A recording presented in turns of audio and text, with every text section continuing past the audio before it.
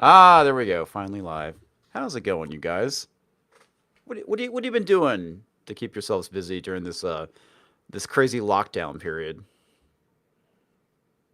Eating tacos. Eating Eating tacos. taco. I've been reading a lot of stuff. I actually been catching up comic books, but I've been reading a lot of stuff I probably normally wouldn't.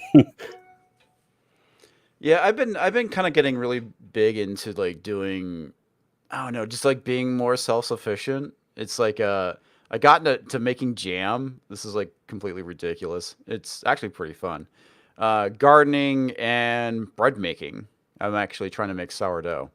It's kind of Bread weird. making, that's interesting. Like I've Yeah, yeah. It's a lot of fun actually, man. It's like it's different. This is like stuff I've always wanted to do, but just never really kind of made the time to do it.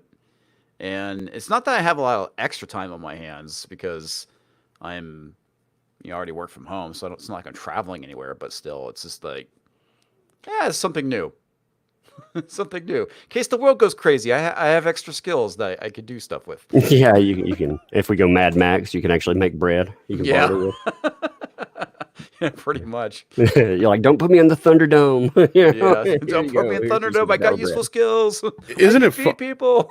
isn't it weird though? Like here we are, like on the brink of possible like Mad Maxdom or however you want to put it, and gasoline ain't the problem. It's bread and toilet paper. Yeah, pretty I much. never thought, I mean, I just my wife says, I'm not a doomsday prepper, but I'm close enough, and I had that, but I never thought that would be the problem. I really did think, it'd be something like gasoline. Yeah.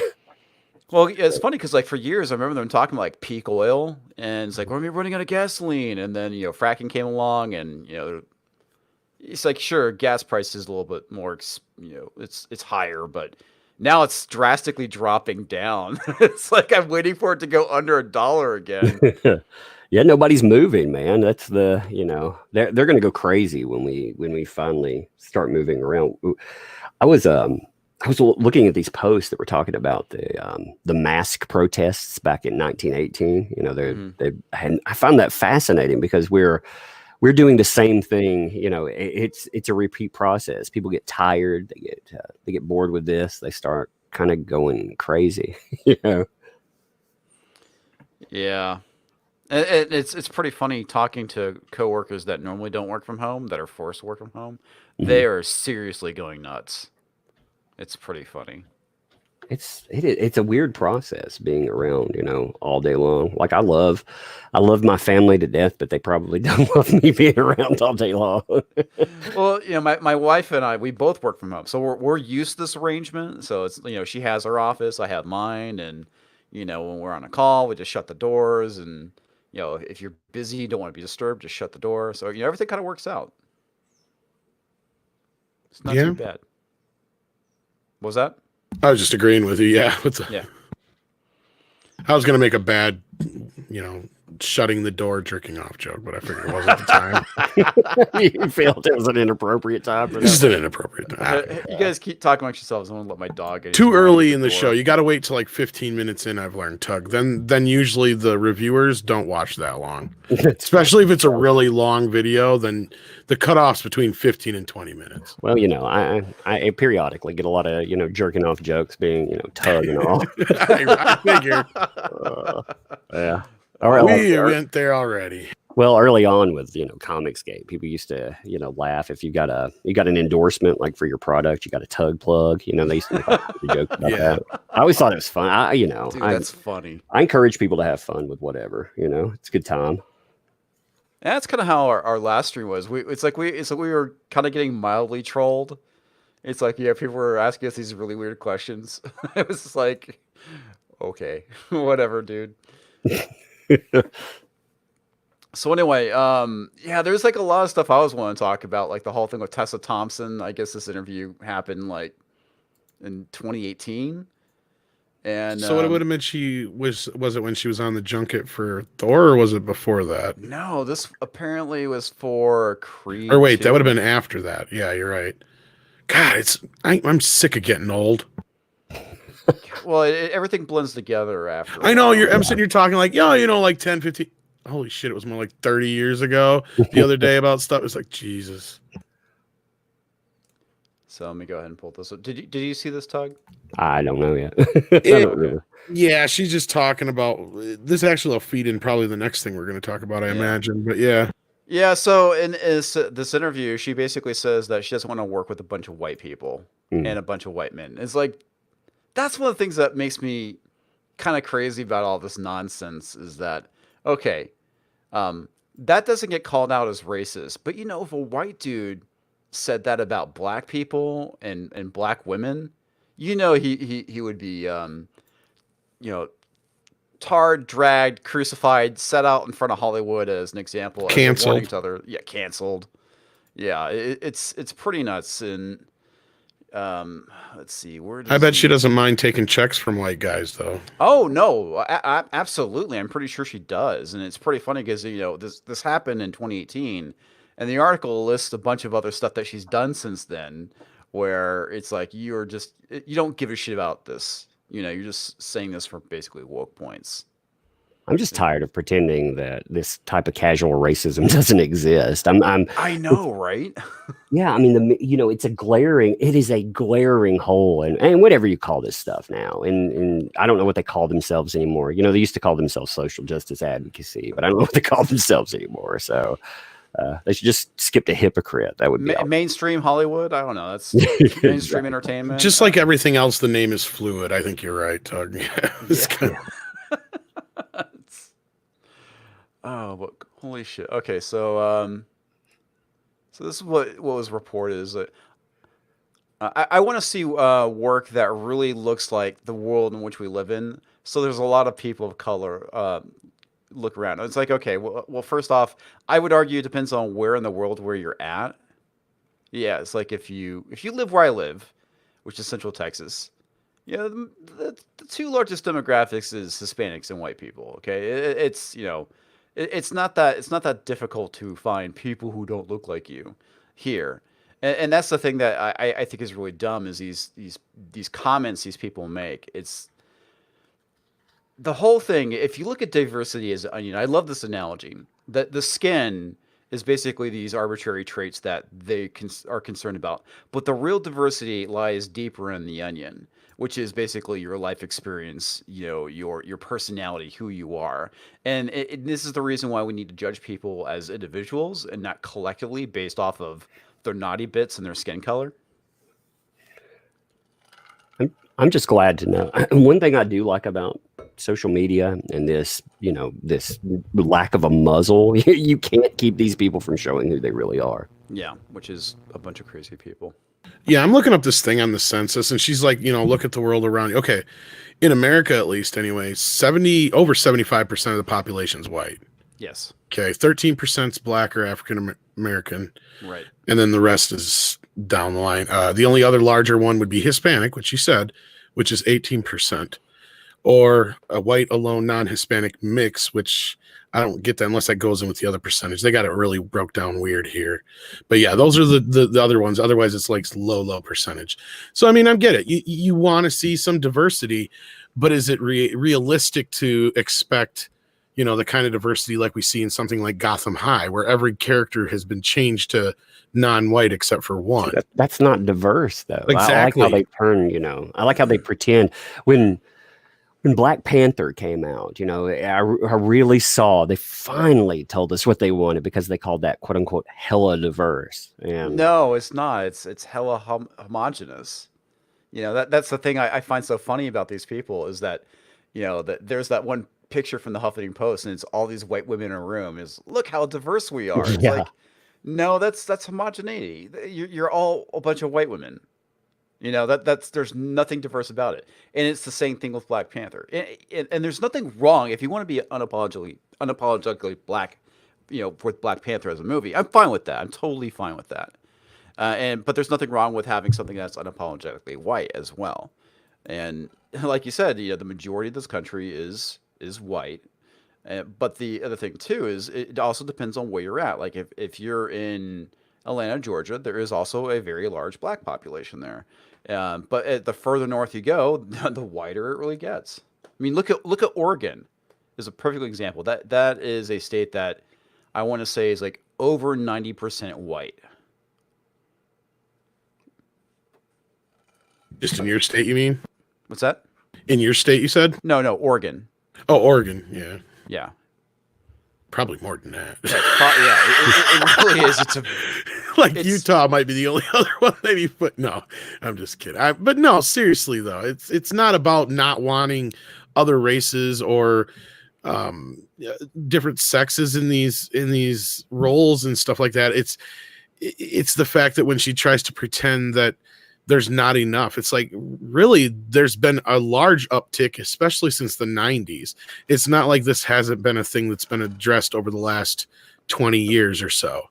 Yeah, granted, the Oscars and a few other places have been slow to catch up, but let's face it, we know the Oscars are nothing but a circle jerk anyway. Yeah. So what does it really matter? That's why, make her own studios and stuff, and she'll hire who she wants, and but I'm just tired of people again telling me that somehow that it's what I know as racist is not racist and when you add a caveat to it, it doesn't make it better, and it doesn't make you sound better either.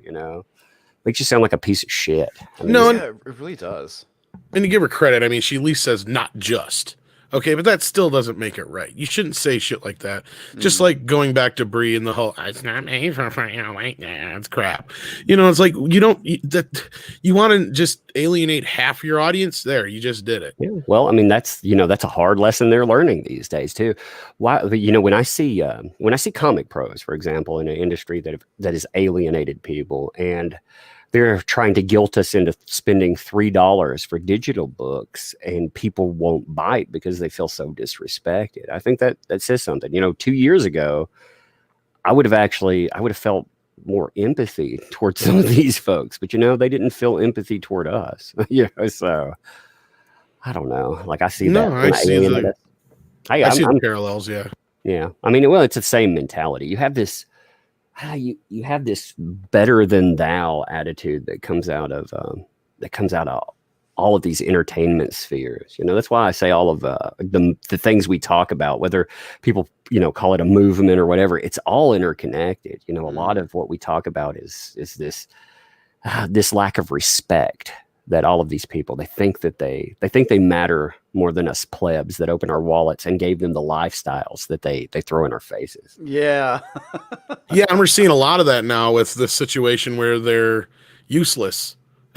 And they feel like it, you can tell, and that's why they're out there trying to become relevant in this society that really could give a shit about them right now at this point. Yeah, I agree. And my favorite go-to for that is the whole thing with Madonna. It's just like, she's fucking losing it, and it's like nobody cares about you.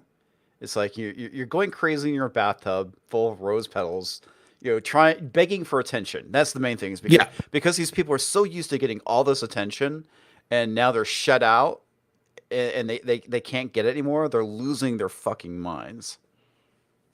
No, legitimately losing their minds, and I'm sure, Tug, you could even speak to that from a professional level, like they're losing their grips with reality almost to a point. Yeah, that's the one thing I liked about people revealing my prior jobs is now, I always like the fact that they call all of us, uneducated louts and da-da-da, we don't know what we're talking about. I'm like, yeah, well, first of all, I did go to school. And second of all,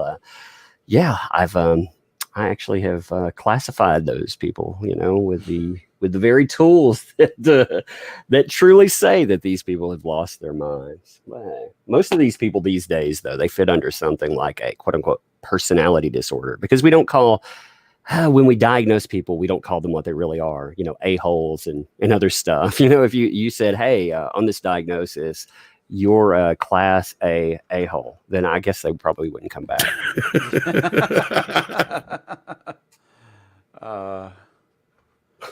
Most of them probably need that, though.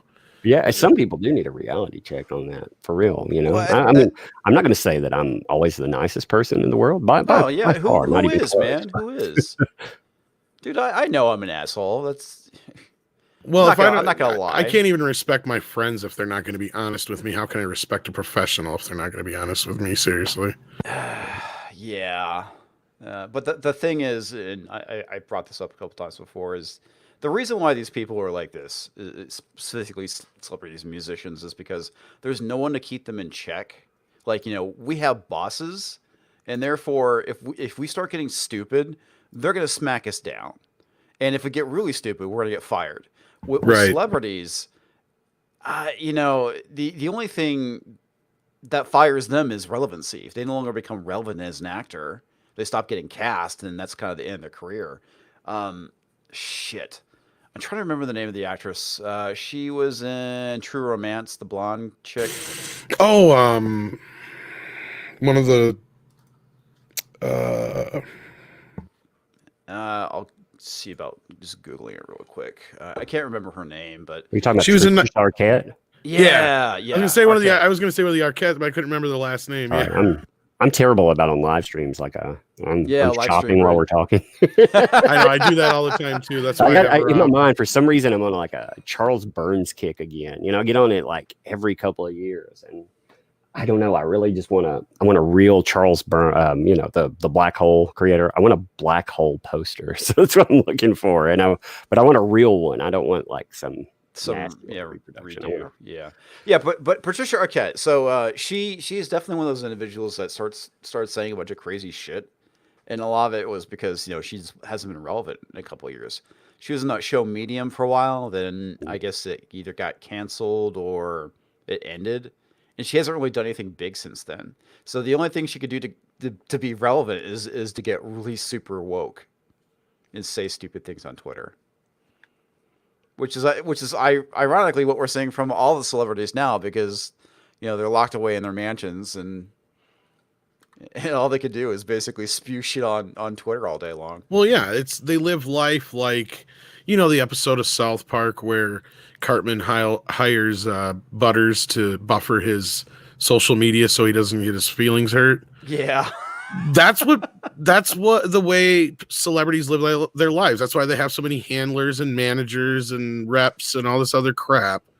And that's why it's so tough to even get through to some celebrities, because you got to go through like 10 people just to get there, and it's not worth the effort sometimes. But no, these people are constantly pampered and bathed in glory and treated like their shit don't stink. And not only that, everybody wants to wipe their butt for them. So yeah, when they got nobody around and they're not feeling really really relevant, they act out like this, just like children. It's really what it is. And then and as far as the other part, that kind of goes into the other bit I sent you from that one lady who's going to be working on Star Wars, is they totally are just in their own little bubble. And if you don't think like them, you will not work around there. I mean, we know for a fact there are plenty of people who work in the industry who don't have a lot of, don't have the same mind thoughts or mind, however you want to put it. Mindset. Yeah. It's like late, so I'm like, bleh. No, I hear that. But so no, and you have a lot of these people like that, and if they don't, bend to the status quo, they aren't going to have a job tomorrow. I mean, we've seen that in comics. We've seen it in other places. It's the same way in Hollywood right now. And hopefully that changes, that sooner or later, the money men are going to step in and say, hey, wait a minute, where's my money? Terminator, Dark Fate's losing money. Birds of Prey's losing money. All these other movies that are pushing agendas are losing money. Clownfish TV did a great those movies are a video good about point too, because everything they want to lay everything off on this current beer virus social situation, and it's like, yeah, you know what, dude, that happened before then. Sorry about your luck. I mean, when I was shocked that you could lose $130 million on a Terminator movie. I mean, I was like, damn, you can lose that much money on a these established brands. Yeah, it wasn't, when you look at modern movies and stuff, like Dark Fate is a perfect example of, you have a demand for Terminator movies. There were a lot of people that were excited about it. It was them going out, putting social agenda and stuff, thinking that it would sell. And looking at us like, if you don't, the director and everything coming out and basically talking crap to us. It's gonna scare the shit out of men. Or no, I think he said he's gonna scare the fuck out of men if you're a misogynist. Scare the fucking misogynist. Yeah. He also, there was one of the more lesser and quoted ones where he said something like, if you don't like this, F off, like so many of them, have. And it's, if you don't like my politics, then don't buy my book. In a world where I can go online and I can pick up anything, you need to entice me not to. I realize people don't like the conversation about things like piracy, but you know what? A lot of people do that. And if you want to entice, I'll pay for your stuff. I like to own physical media. I like to go out and support what I like, but yeah, if you don't entice people to do so, it's so much easier for people to just go online and pick up stuff and go about their day, and they keep their money, so. Yeah. That's true. There's like this one thing. I love this quote that was from a Bounding in a Comics article, which was, it's your job as the manufacturer to get me to want to buy your product. You can't just put out garbage and say, oh, you don't like it? Well, you're racist, misogynist, you're an istophobe because you didn't want it. You didn't like it. You basically called us on our bullshit. And that's what they're doing these days, is that, that's their marketing strategy, is calling people istophobes because they didn't like something. Mm-hmm. You're a bad person. It's moral blackmail. Charlie's Angels, like big time. Men, they don't support this because, they don't love empowered women. It's like, screw you. That's why they supported all of the other Charlie's Angels movies. Well, yeah, right. it's like don't basically go and say, oh, this is a feminist film that's for women, and then say, oh, but men didn't show up. Why didn't the men show up, you bunch of sexist pigs? Because you told us not to show up, so we didn't. Duh. Yeah, like you were just saying, it's their job to entice us, and they're not enticing the shit out of us, that's for sure. And according to Christy, $2 super chat, she sent me a farting fox with hearts. Is that fox confusing your genitals? You might want to check that.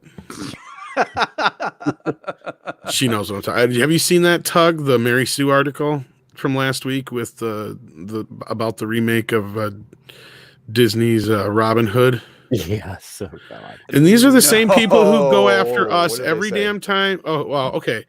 First of all, just for some context here, you got to remember, these are the same people who go after us every time we say something about how they've been making all characters non-binary lately.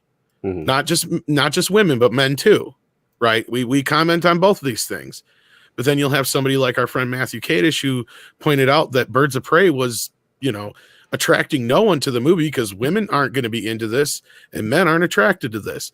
And boy, oh boy, did he get retweeted, wrote about, and everything else about how much of a misogynist pig he was and how, comic books movies aren't fat material.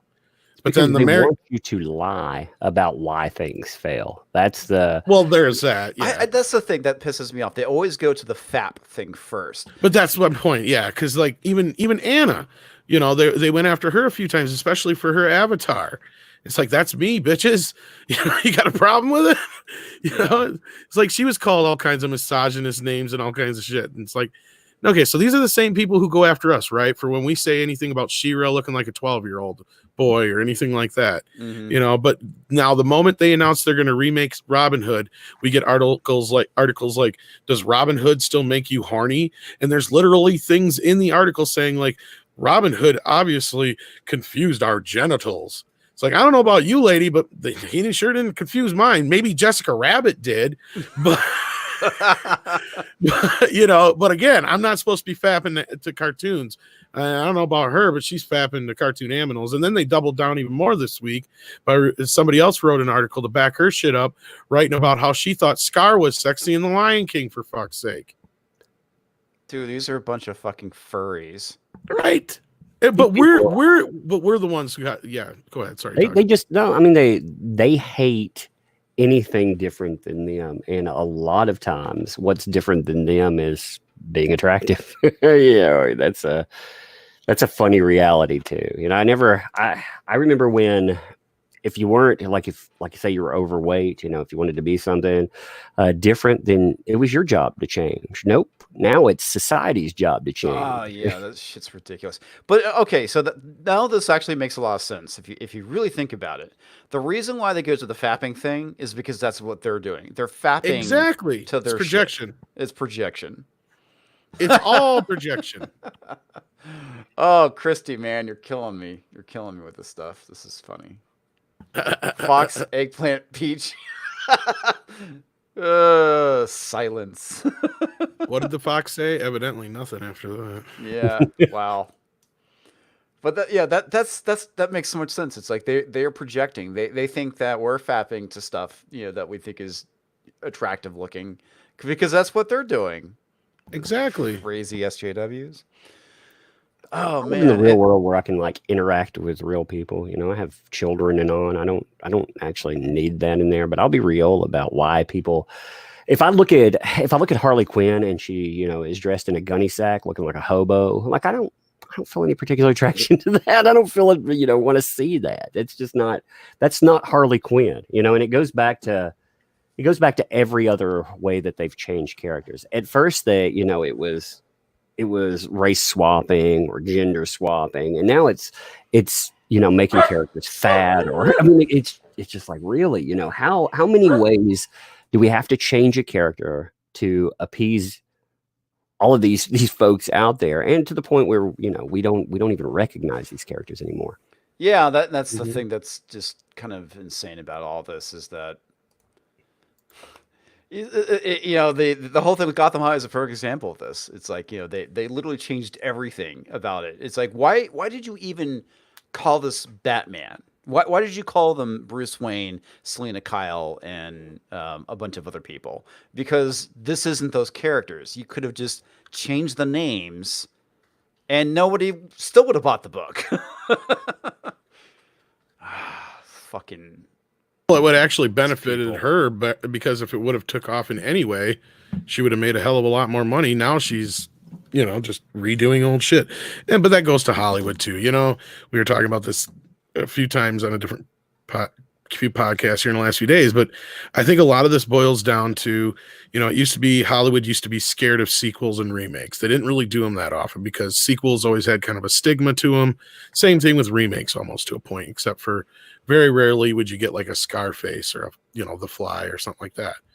You know, I wish remakes would get a stigma again because I'm tired of them. I mean, there are certain movies that are just fine the way they are, and it's like you don't need to go and fuck with the formula. It's like Back to the Future. Why do you need to remake Back to the Future?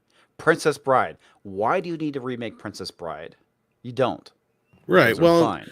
and they used to not really like to do that because they would figure, oh, well, nobody's going to go pay to see the same movie again. That was the same stigma with sequels. You know, that's why they didn't really like to do sequels very often. But then finally, you know, the video age happened and movies had a second life and cable started taking off and all that kind of Hmm. stuff. And the movie star was what used to sell the movie. You didn't care what the hell the movie was necessarily. You just knew Arnold Schwarzenegger was in it or Sylvester Stallone was in it or, you know, whatever. And you just wanted to go see it because they were in it. Well, that's not the age we live in anymore. No, unfortunately. You know, the last Meyer that died here not too long ago of MGM family lineage, can't remember which one it was name wise, but you know, he said flat out Will Smith is the last movie star. And Yeah. I think he's right. I mean, he's one of the last guys that we have that is technically a bona fide movie star where he could sell a movie pretty much without, and even that's not even true for him, but it really was. He was kind of the last one, and we've reached that point. So they become so reliant on reboots and sequels to sell things to you because it's a recognized brand. It's all about the brand now. They don't give a shit. They just want to sell you something that has a name slapped on it that you'll recognize. Yeah, and You know, that's the thing that's kind of sucks about. I love this comment here, because I agree. It's like I'm to the point now where I don't want to read Marvel or DC anymore, and manga and Comicsgate books are basically what I'm reading these days. It's what I'm getting. I'm gonna say, Tug, you can probably speak more to that. Yeah. I'm sorry. What did you say? I was looking at something else. Oh, no problem. My bad. So I was I was online reading shopping. something. We've had 55 books lost by the post office in the last Wow. since all this stuff started. So I'm trying to Books that you were shipping out? yeah 55 of them so far. Damn, dude, that Yeah, sucks. man, it's gotten nasty because the post office, they're so short staffed, and so I'm like that doesn't matter. They're marked correctly. What's the problem, people? So Yeah, I've been kind of having some issues too. But the tweet I highlighted, or sorry, the message I highlighted was basically that I can't even read Marvel or DC anymore. Manga Comicsgate has been in my life has been my lifesaver, and that's kind of like that's how I feel too. It's like it's all I'm reading these days is manga, and of course there's the stuff I've backed on Kickstarter. yeah, I've been buying. I actually like one thing I like about what's going on is it's finally encouraged a lot of people to go do their own thing. For myself too. And yeah, I've been reading a lot more manga. I've been going in and reading more European comic books. And I've been going back. I've been going back to stuff that I haven't read in a long time and admiring. Sorting the nostalgia from what was really there and actually admiring the storytelling and the art from say the 80s. Yeah, that's one thing I've been doing too. Is been buying some stuff off of eBay as well. Unfortunately, it's like I would go and buy stuff from my LCS, but they're closed. They don't have any kind of online presence to buy anything from. So my only outlet is to go and buy stuff from eBay. And I picked up Batman Cult recently, and I'm looking at picking up Hush and also Death in the Family, just so I can have that stuff. It's kind of like really kind of classic moments in comic history. It's like it's way better than the shit that we're getting these days because we're getting Safe Space and Snowflake. That stuff, man. And that kills brain cells, is what that does. So does really internet does. gas, I've heard. Yeah, for real. Well, if you huff internet gas, for sure. Especially Grandpa's internet gas. Too many prunes. But yeah, dude, it's like I can't even bring myself to review Gotham High. It's like I need to do it. I need to do it, but I don't want to do it. It's so fucking depressing. That book is terrible. There's more important things to do with your time, even if you have more time than usual. Well, that was like my problem with like reviewing Picard. It's like there's a point in time where it's like, dude, I'm just abusing myself. I'm simultaneously slamming my balls in a drawer while punching myself in the face.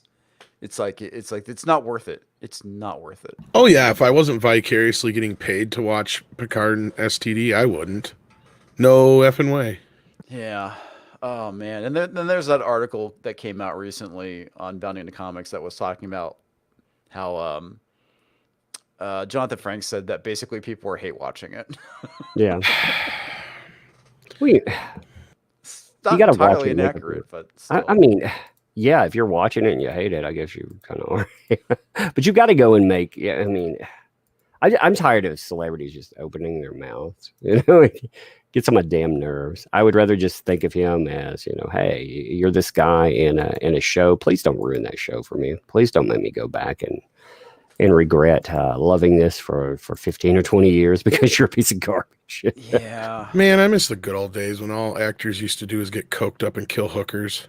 Yeah, man. I remember Christian Slater like biting that hooker in the stomach, when he spoke up.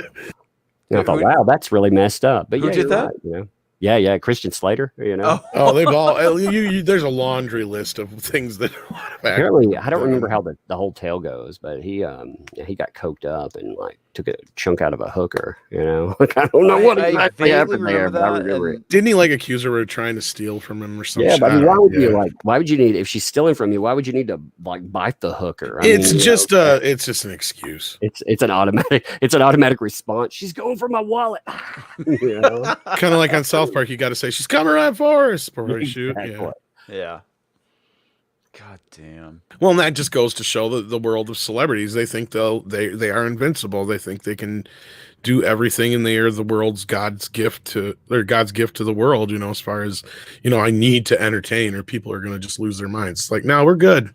A We lot of got them have been this. treated that way for the longest time. I know. I don't blame them for feeling that way. I guess in a little bit, but. I'm tired of it, personally. I say, I mean, the accountability. Like I find it really fascinating. Like, when you or I are on the internet and everything we say, there are people like basically hanging on to every clip or feature, scrutinizing it, but we don't treat the very people that actually have social power. Like they actually they can get on TV and do all that. They don't get treated the same way a person, like I said, on freaking YouTube gets treated. Well, the thing that I found pretty crazy, I was watching Philip DeFranco today, and he was talking about these kids that were just saying really stupid shit on TikTok. Mhm. And some of them were just being ignorant. They're just being dumb kids. And these are all people who are in high school. And you have people online actively trying to find out who they are and dox them because they want to hold them accountable. Mhm.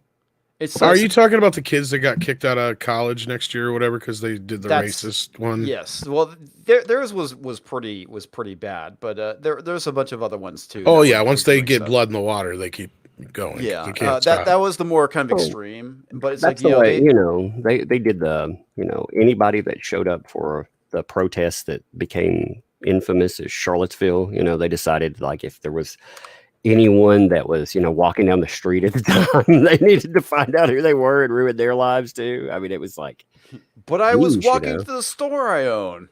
You're a Nazi. Yep, you're a piece of garbage. Why do you need to walk to the store? It's like, what? Yeah, it's just ridiculous. It's like, if wasn't the fact it was on the internet, you wouldn't know about it and you wouldn't care about it. But because somebody said something disgusting that you didn't like, let's go find their information, scream it to the world, and then destroy their life and eat popcorn in glee as their life burns down in front of you. It's just like, what the fuck is wrong with you people? It's disgusting. Because they're horrible people, man. Yeah. I mean, I've been covering the Amber Heard, Johnny Depp stuff, and that it's not only the biggest travesty of justice that I've seen, the mainstream media, the way that they treated that, they decided, they were going to burn someone's life down, and everybody just jumps on board. Like that's one thing that's actually quite bothersome about a lot of this stuff. People are all too willing to take a flamethrower to other people's lives just because, whatever reason they're bored. They don't like it. Isn't it ironic how those who act so like progressive regress real quickly into that mob mentality? Mm-hmm.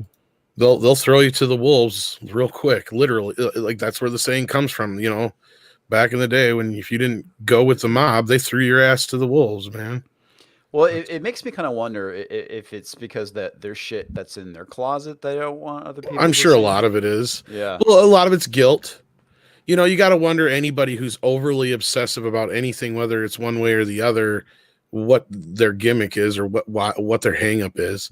I mean, I'm just earlier tonight, Andre dropped a video about the whole Star Wars toys business, and some dude just had to go rattling off. He's been rattling off on the last few videos, even though they had nothing in them that had anything to do with anything remotely political. Mm-hmm. And he's like, "Oh, Andre's just a Trump supporter," and on and on and on and on and on. And I'm like, well, first of all, he's Norwegian, so I don't think he really cares. Yeah. I said, second, even if he was, let's just say for the sake of argument, what is your agenda here? I said, exactly, because if he was a Trump supporter, he'd be like, yeah, so.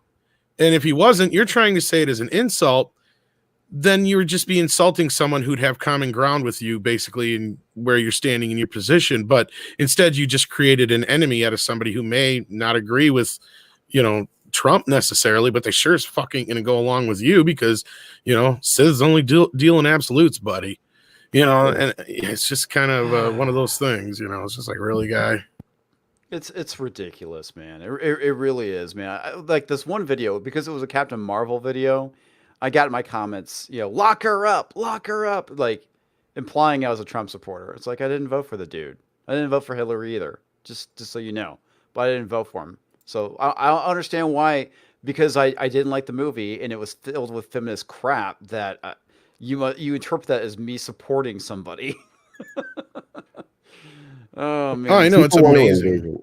people want to envision that if you take a stance with one thing, that you somehow agree with everything else they do. I really noticed that with like when we released a comic book.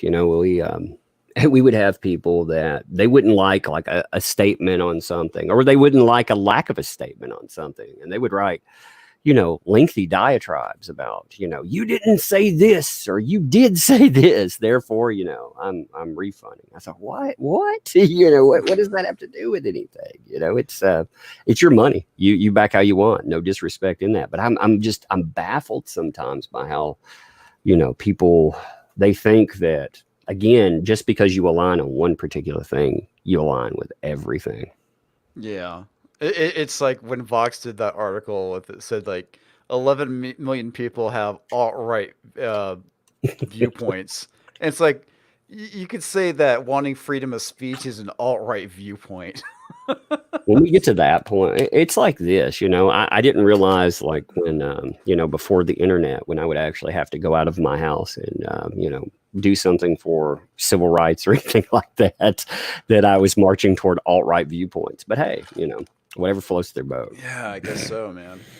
No, I just want to revise history, and that's the other part. Is I seen a question in there earlier here in the chat, is when do we think that the SJW mentality or whatever began?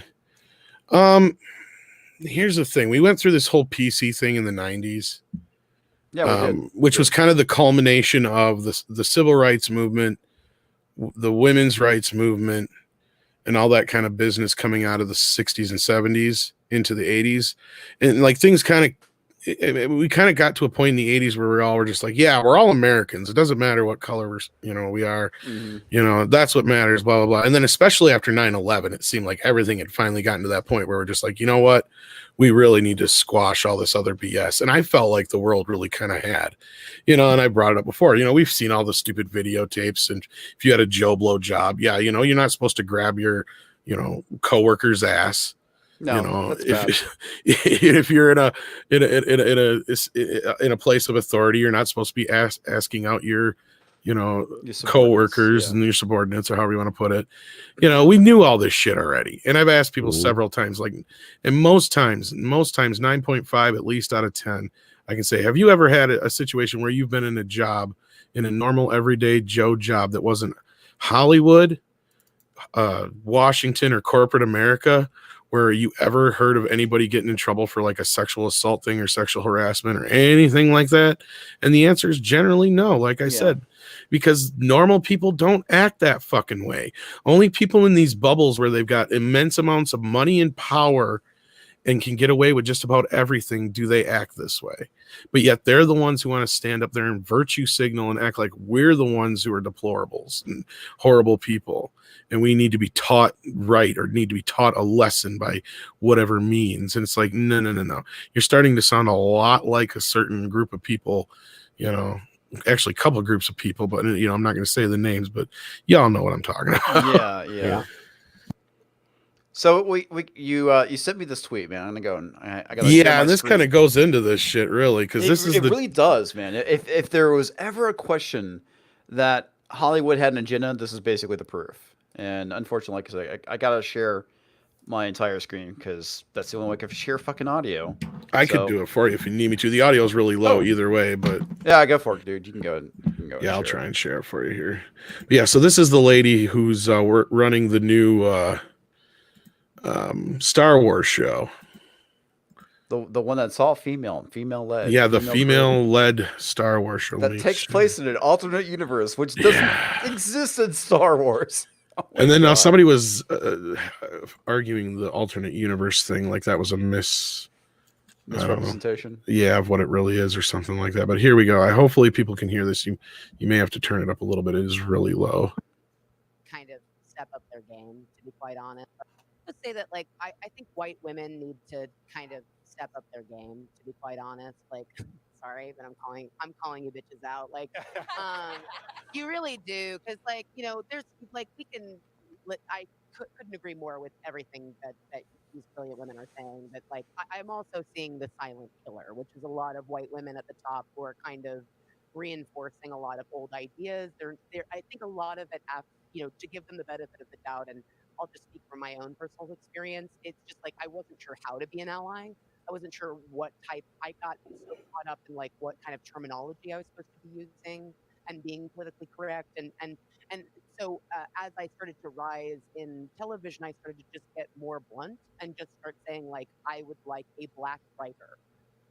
I'm gonna pause it just so it's a little transformative, so you don't get Yeah. claimed or anything. But yeah, One thing I hate is the term ally. I really do. Mainly because it's like that seems very one-sided.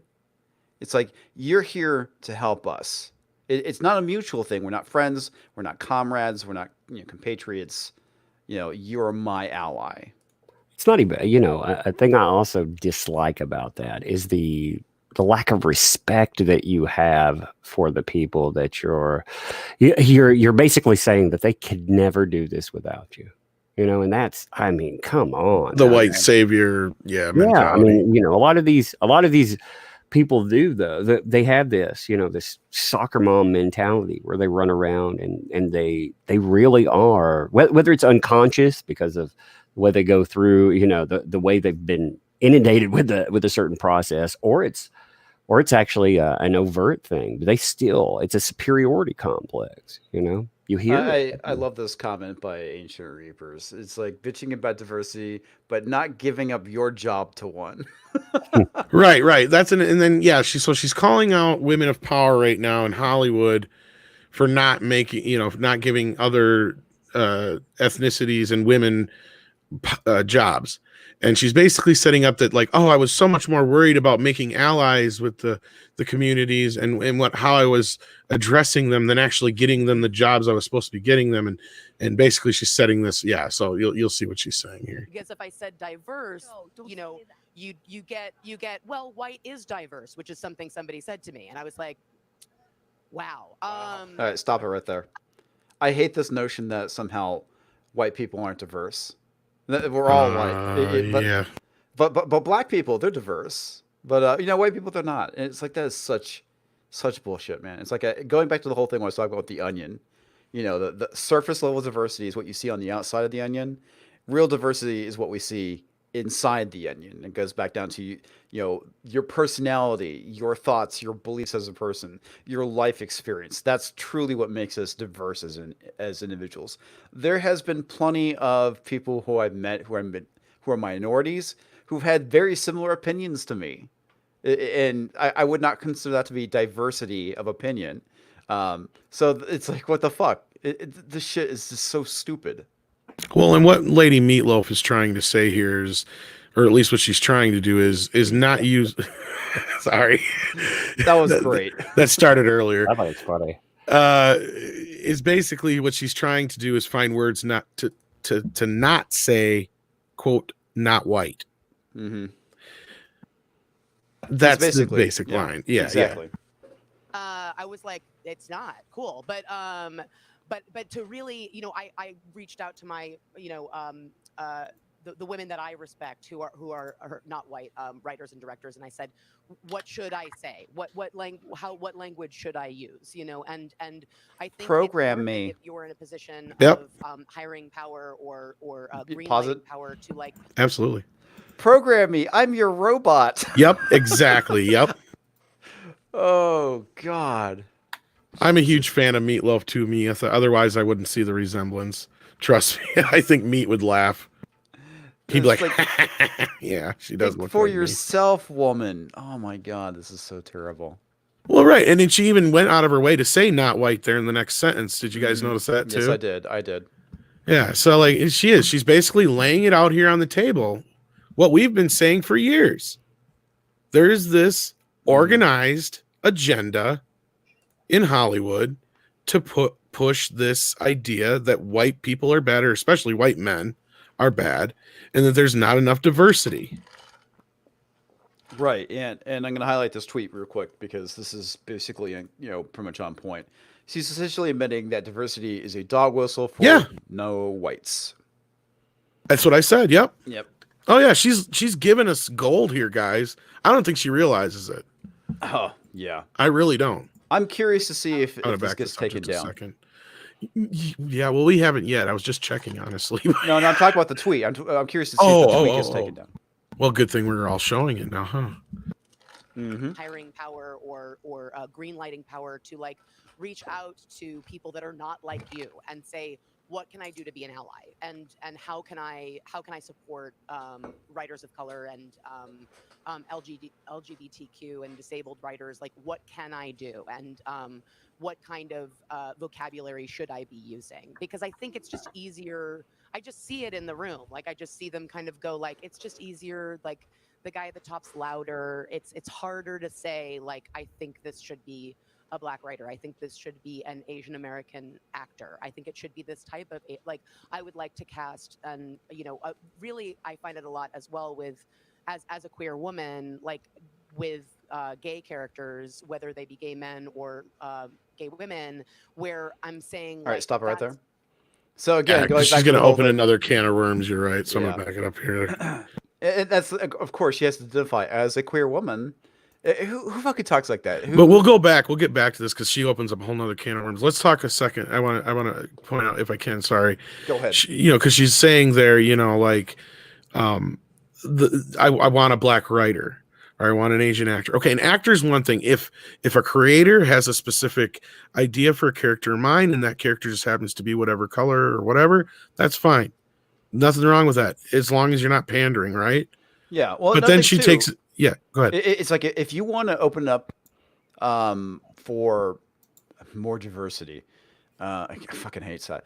You can go and say, you can write a part and not specify what the race is, and you can therefore hire the best actor for that position. Right, and that's what I was going to get to, and then that leads into the writer, because I really don't think that a writer should matter unless a writer's coming from a place where it's their own story and they want to tell it. Yeah. If they happen to be a Black person, great. If they happen to be an Asian woman, awesome. But I don't think that should matter especially when it comes to franchises. It should matter about what's your track record. It doesn't matter. It shouldn't matter what your skin color is, and it especially shouldn't matter what's between your legs. Because we were talking about this earlier, we were joking about it, but it's true. Like, George Carlin would be coming after this bitch like, oh, so you're trying to tell me because you got a vagina, you can write better? I don't know. I got a penis. I can write my name in the snow. You lose. Sorry, Karen. Come on. And I love this comment from Let's see you write your name. Come on. What we need is people of talent. I know that. Right. I know that's from Gary. I love that. POT. It's so true, though. It is. Though. So you want to get into the lesbian part? Or did you have anything to say about this issue, Tug? I'm just astounded that I hear these people repeating this stuff over and over again, and how out of touch they seem. Also the talent pool. Like, when you start adding this, it's, if you imagine how limited you make that when you say, I want a disabled, quote unquote, person of color that's has a certain sexuality. Like, how far down the rabbit hole do you go before you got, 3 people that are qualified for the job? And exactly, yeah. But it's the reason why I always make the joke about how, one of these days Black Panther is going to be a trans Puerto Rican with a wooden leg. That would be a funny show, though. Yeah.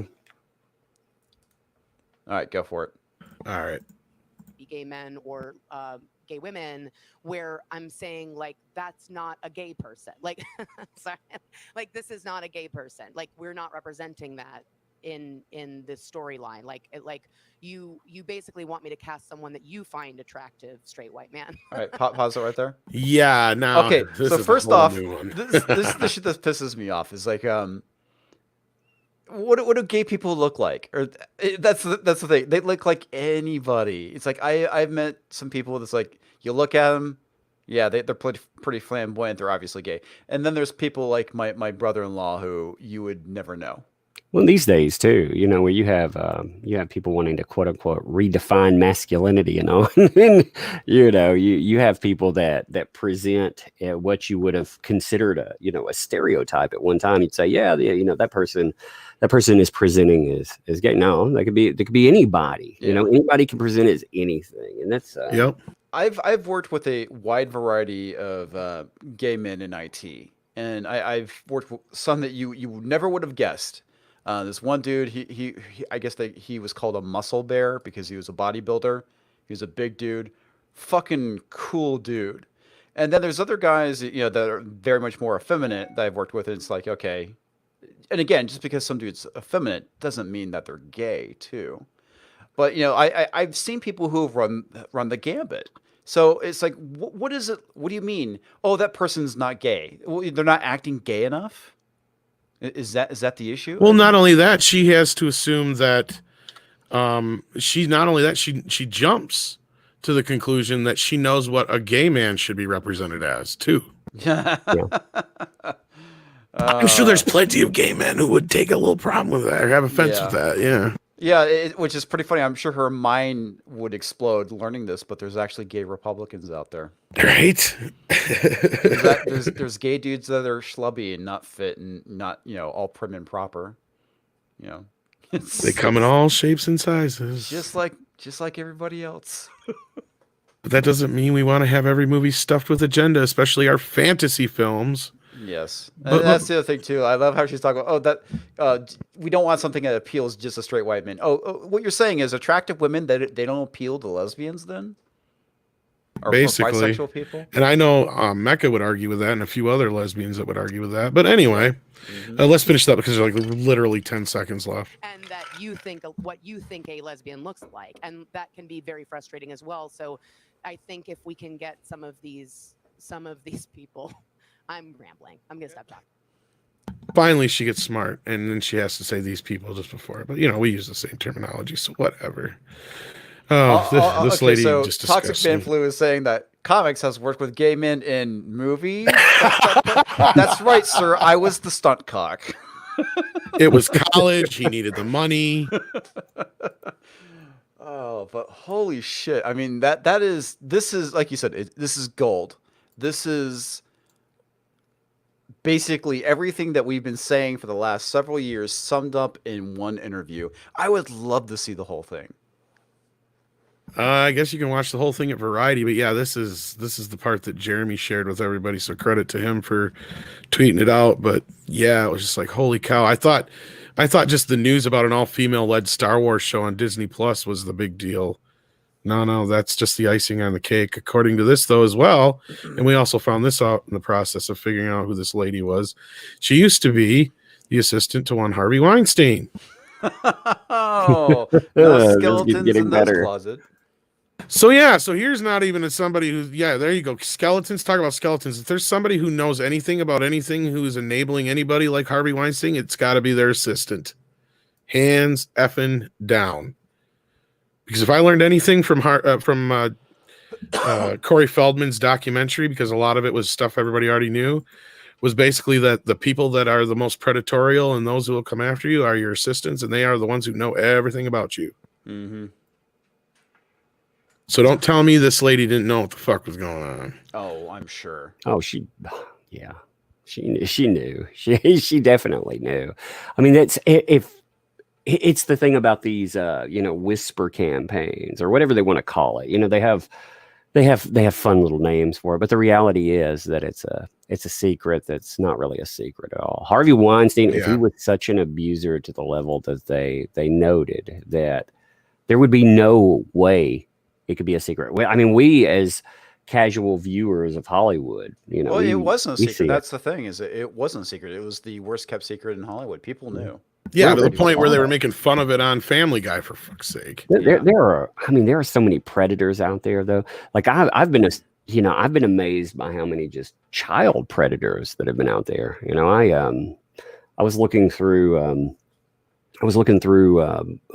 Dragon Con, for example. One of the owners to Dragon Con ended up being a predator that used 1/3 of the funding from Dragon Con to basically fight a almost 2-decade long war against getting in trouble. He managed to get house arrest after, offending, being caught, we'll just say violating with boys on different occasions. He managed to just get house arrest. You had what's his name, Gerard Jones, the guy who Mark Wade actually defended. The way he got caught, this guy, there was apparently a lot of noise behind the scenes that this guy was an offender too, but he didn't get outed by Hollywood. He accidentally outed himself because he uploaded child porn to YouTube.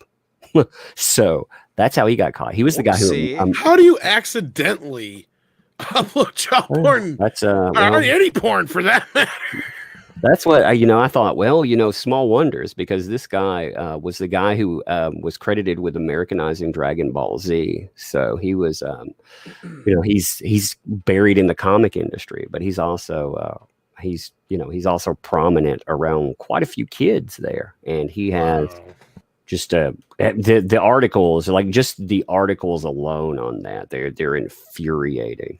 These people infuriate me. All these. Well, and the fact that Wade defended him too. Yeah, it's like, come on, buddy. Like, how do you defend somebody that he was saying, well, he's not a bad person and this and that? And I thought, dude, his charge is he literally uploaded CP. I'll call it CP to YouTube, and he was caught with thousands, not hundreds, thousands of videos alone, and just some other dirt came up.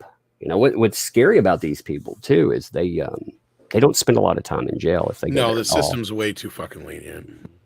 I used to when I first started working with mental, I would work with any type of people. I would work with offenders, because here's a dirty little secret in therapy and in case management and all of that stuff. If you don't have therapists or case managers watching offenders, then they're let out in the system. So somebody has to not just work with them, but you always keep them under that's pretty much, you are the watchdog, because the system failed. You've got to keep them under that, and never say that person, they're okay. We always have to keep them on a list. We always have to meet with them at least once a week, maybe twice a week. That way you again send somebody to their home all the time. But man, some of the people that would game this, so just if a normal, like a normal ordinary salaried person, I was trying to think of how I wanted to say that, but someone making like $20,000 to $30,000 a year, if they can game the system, then how about a person that has millions behind them? Yeah, I would imagine it's pretty easy for them to do that. It's infuriating, man. Yeah. Some of the stuff, it still infuriates me to even think about some of the people that I've ever, I quit. I literally quit working with offenders after a particular offender. The things that person was celebrating were so egregious to me that I stopped working with them. And then working with victims, and again, there's nothing, ooh, look at me or anything in there. It burns you out, man. No, dude, I totally get that. I mean, there's several people I've known that have done stuff like that, and it's like, and those people don't last, because of when you're having to deal with like soul crushing, horrible shit on a daily basis. I'm sure that is super depressing. You see monsters everywhere, after a while too, because I mean, you really are seeing a world that, people don't normally see, but props to people who do that all their lives, that have that calling for it. I lasted for a while, but after a while I just couldn't do it anymore. Yeah, I can imagine, man. Like I said, I definitely think it claims a piece of your soul after a while. It does. Well, I maybe this is an off approach, but in a world where we don't really, a lot of people, I'm not gonna say we don't, but a lot of people as a society don't have faith in something. There is no confessional, there is no modern day sin eater unless it's a therapist. You take on like some horrible shit and there's nowhere to put it, so you compartmentalize it until after a while it's like, oh my God, the world is way too messed up. I don't think I can compartmentalize this stuff anymore without it messing up my own life. Yeah. But anyway, that was a dark little road to talk about. But No, yeah, I no, mean, it's cool, dude. It's cool. now these but the Harvey Weinsteins and other people out there, the world that they live in, the difference between them and an offender again that is out there is money normally, and enough money you can operate right out in the open and nobody will do anything about you. Yeah. There's a really cool YouTube channel I like called Mouthy Buddha, and he did a video talking about CP recently, and it was really good. And just he did a lot of research, and again, it's like one of those things that you should definitely look into certain things yourself, to verify. But at the same time, you probably shouldn't look into it because you don't want the FBI showing up at your door For real, knocking. yeah. And it's just like, but it's yeah, it definitely shines a light on things that probably needs a floodlight shined onto it. This society now, I'm bothered by the idea. Like, I have an extremely volatile reaction to the maps or anything else. Oh, I God, do because of that's my my life history and that, and seeing what these people do to other people, and seeing society rename pedophiles into, they call them pro-C or pro-contact minor attracted persons. That's a nice way of saying pedophiles that really is. are, that are pro-offense, and they're operating in large communities on places like Twitter, right out in the open. Well, and the thing that I think is kind of nuts about it is that they're trying to get adopted into the LGBT Mhm. community. It's like this is not, this is not a sexual preference, man. There's something wrong with you. Oh, and it's a slippery slope. You can't have that. That was a huge argument. It was an argument that I participated in, actually, in mental health. They wanted to make this a sexual preference. That's one of the things that delayed the DSM-4 going to the DSM-5. That's why you got DSM text revision, or TR, because people, they said, okay, if you want to make this, if you want to put those words there, you want to call it a sexual preference, what you do is you give someone a legal out when they come out and defend. And do you want that on your back? Do you want to say, because we're supposed to go in and treat? Because again, mental health and all of this, it's just, all of this stuff is just a categorization method. In mental health, it's actually a categorization method for getting paid by the insurance companies. But, you see the nice words that get put on things. We've gone from extreme words to, again, we lighten the syntax, and we take away what this thing is. When I say pedophile, people are like, oh my God, but if someone's never heard it, if I said a pro-C map, what does that mean? Yeah. Oh, yeah. It's the whole map thing is so. It's the PC version of saying pedophile. That's all it is.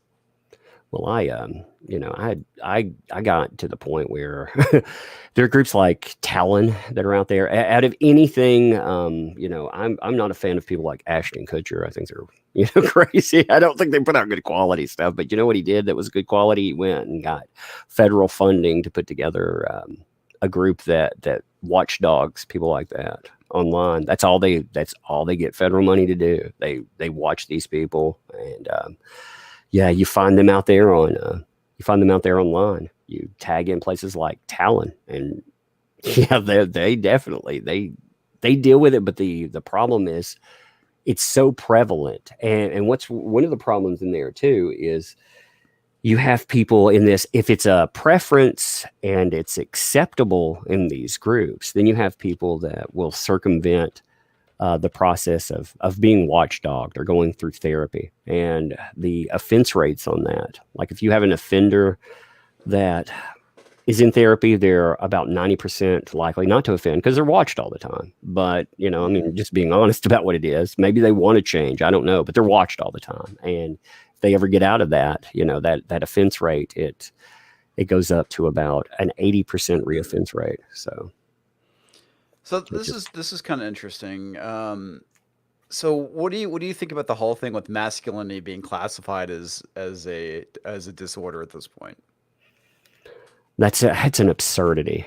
That is an absurdity. Well, we've gotten to the point where you realize that just on the surface level, from DSM-4, you could immediately just, if you walk in an office, first of all, it's my job to find a problem with you if I'm your mental health person, because if you want to come and talk to me, there has to be something wrong with you, right? So everything has to be a disorder. But to just say that masculinity to the point in society, it's become a disorder to be mad.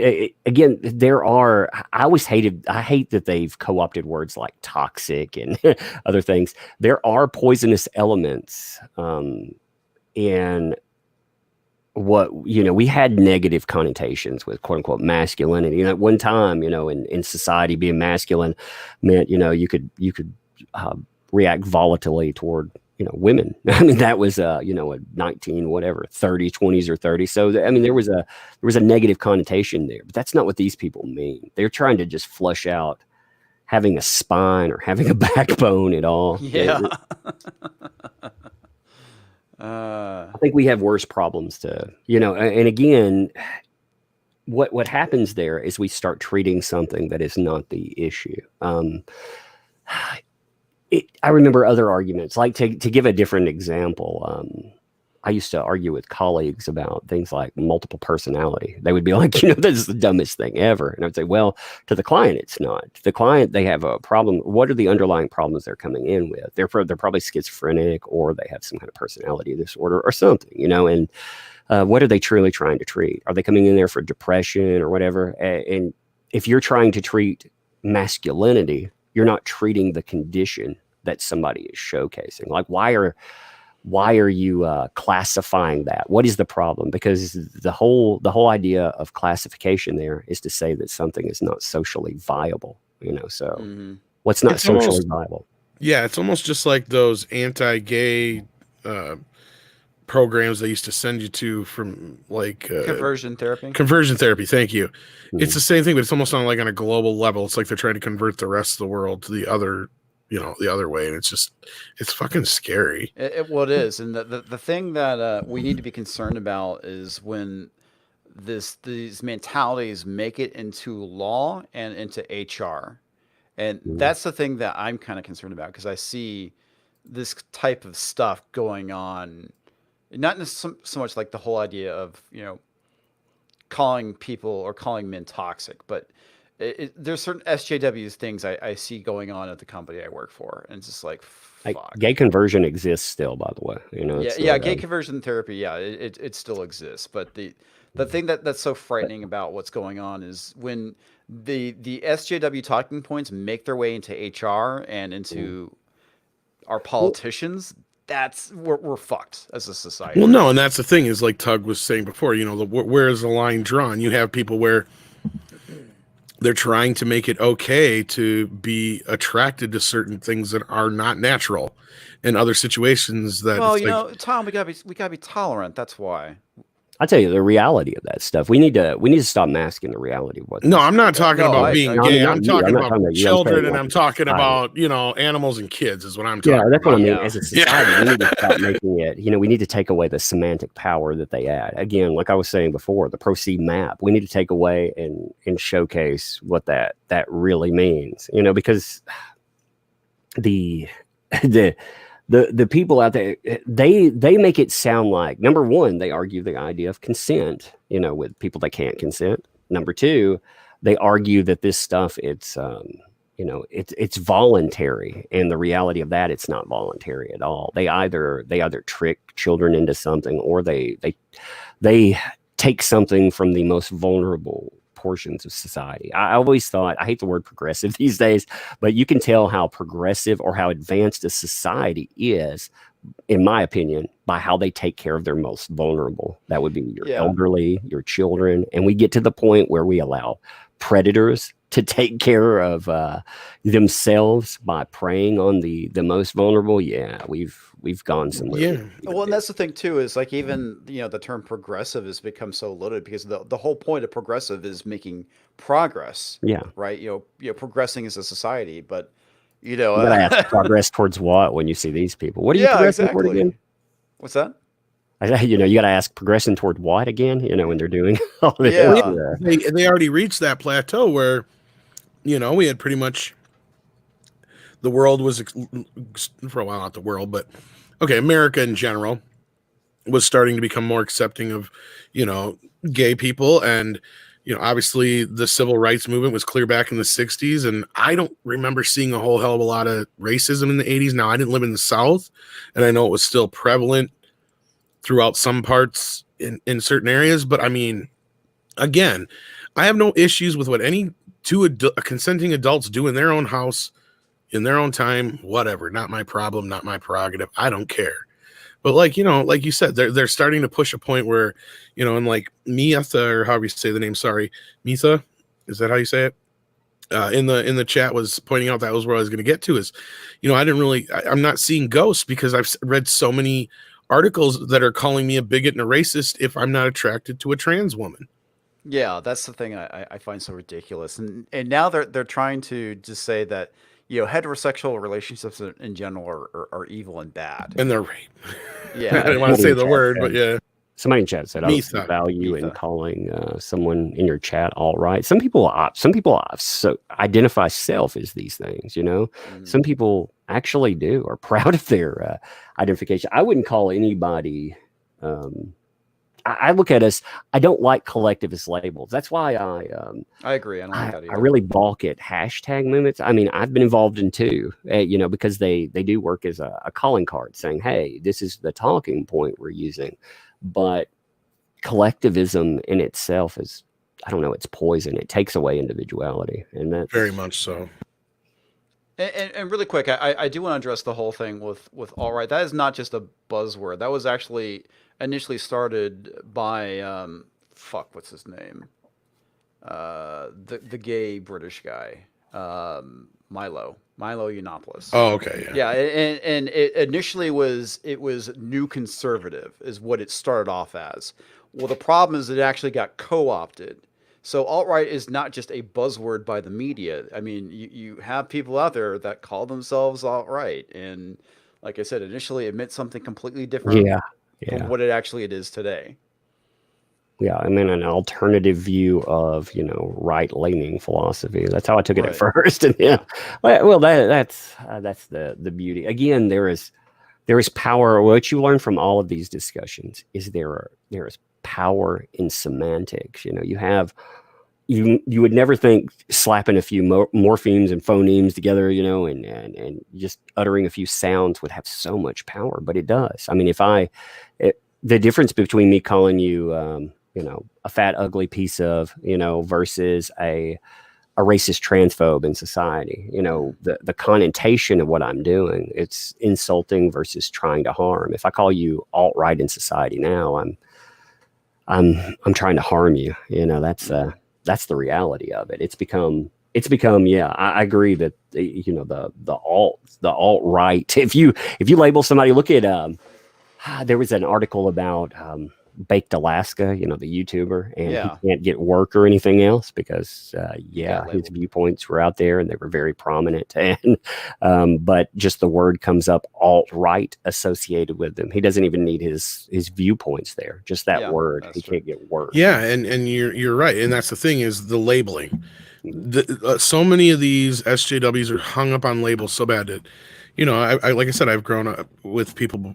Well, I've said it in other podcasts. I don't know if I said it here recently, but I've grown up with people that were gay and all kinds of other things, lesbians and whatnot, and to the point where it's like, a lot of them now, when I talk to them about this shit, they're pissed. They're like, this doesn't represent us. We fought so hard, so long. And same thing with even some of my friends that aren't white. I hate saying it that way, but I got to say it that way, because I'm not saying people of, what, I just don't like to say that. And, well, yeah, because it's funny how it was originally presented. The term was my grandmother still uses the term colored people. And right. It's like the funny thing is now they want to say people of color, and it's just like, but is it? There are a lot. Isn't that still the same thing as saying colored people? The quote my buddy. Oh no, it's different. My it's buddy the same said, words. He goes, same song, different dance. Exactly. And it's going to be give it like 10 years and people of color is also going to be considered racist. Well, and he said, him and a few other people have said the same kind of things with the label thing too. It's like, we fought for so many years not to be seen by a label. They were sick of being seen as a lesbian, sick of seen as a gay guy, sick of seen as a black guy, sick of seen as a Asian woman, whatever. And now all of a sudden it's all about, look at my label. You better recognize my label or I'm going to sue you. And not only that, like Umbrella Guy was just saying, and you were saying too, Comics Division it's all about, putting labels onto people because that's what's important to them. Yeah. And I love this. What the fuck is wrong with saying black? Nothing. Everybody I know who's black prefers it. So yeah, it was pretty funny. One of my coworkers, for a while, I was saying African American. He's like, just fucking say black. Stop dancing around it. Just say black. It's fine. I just hate how again. We all agreed that there were certain, there's certain words, yes, that are not just insensitive, but downright insulting, and now people want to change those all the time. They want to update. Like I said, we agree. Like, yeah, black, okay, that's fine. There's a certain N word out there that if you said that, you have a certain insulting connotation. You're trying to get across. But like I said, people of color versus colored people. I mean, it's so they've muddied the water. And what we really do is we steer away from the actual problem of racism. I was talking to Kelsey Shannon one time, and he put it very eloquently. He said, "These people don't know real hate. Real hate would put a bullet in your face rather than argue with you about labels." No kidding. That's real hate. Yo, definitely. It's ridiculous what we're calling oppression these days. And it's like it's funny you say that, and we use this in a video, so I don't think you'll get in trouble for this. But yeah, this comic it illustrates exactly what you were just saying. Oh yeah, yeah, yeah. I remember you talking about that. That's man, that's so fucking. Stop oppressing me. Yeah. Oh my god. It's funny because it's what's her name? It's Big Red. Yeah, I think she's got blue hair there, but they don't want to get in trouble. Oh no, she's got red hair there. No, she's got red hair. Yeah, she did. Yeah, I was just The God, guy talk has about the blue hair. about a meme, dude. That's just ridiculous. But I just didn't want to leave it up there for too long because of the GUN. Yeah, but the thing that's so funny about all that is like just talking like some people that are in my family about some of the stuff, and as an oppressed woman, I'm like, how the fuck are you oppressed? Oh god, I hate that. Okay, it's not like it's 1932. Okay, women have been treated for the most part, except for women who are abused. Don't get me wrong, but men can be just as abused. Look at what happened to Johnny Depp. Yep. Up until recently, guess what, women? You had it fucking made. If one of us right here in this room, didn't matter how many years we knew each other, if one of us walked up to any woman in the room and disrespected them, the other two of us would have kicked his ass. Yep. If that's just, chivalry is dead and y'all killed it. That's all it is, basically. I know it's the old mentality, but it's fucking true. Chivalry is dead and feminism killed it. It was pretty funny. This is like, it happened relatively recently. And my wife is like, why don't you open doors for me anymore? It's like, because when we first started dating, I opened the door for you. You made a comment about it. So I'm like, okay. So I never did it again. But it's really funny. It's like, yeah. It's like, the director of Birds of Prey came out and said that she did that whatever her reel, to market it, and she said reel or something. I don't remember. Yeah, what it's called. and she said it dealt with the worst things that women, in modern society dealt with, like De Beers diamond commercials, bachelor proposals. I thought, if that is the worst thing that you're dealing with in modern society, right? You're not oppressed, man.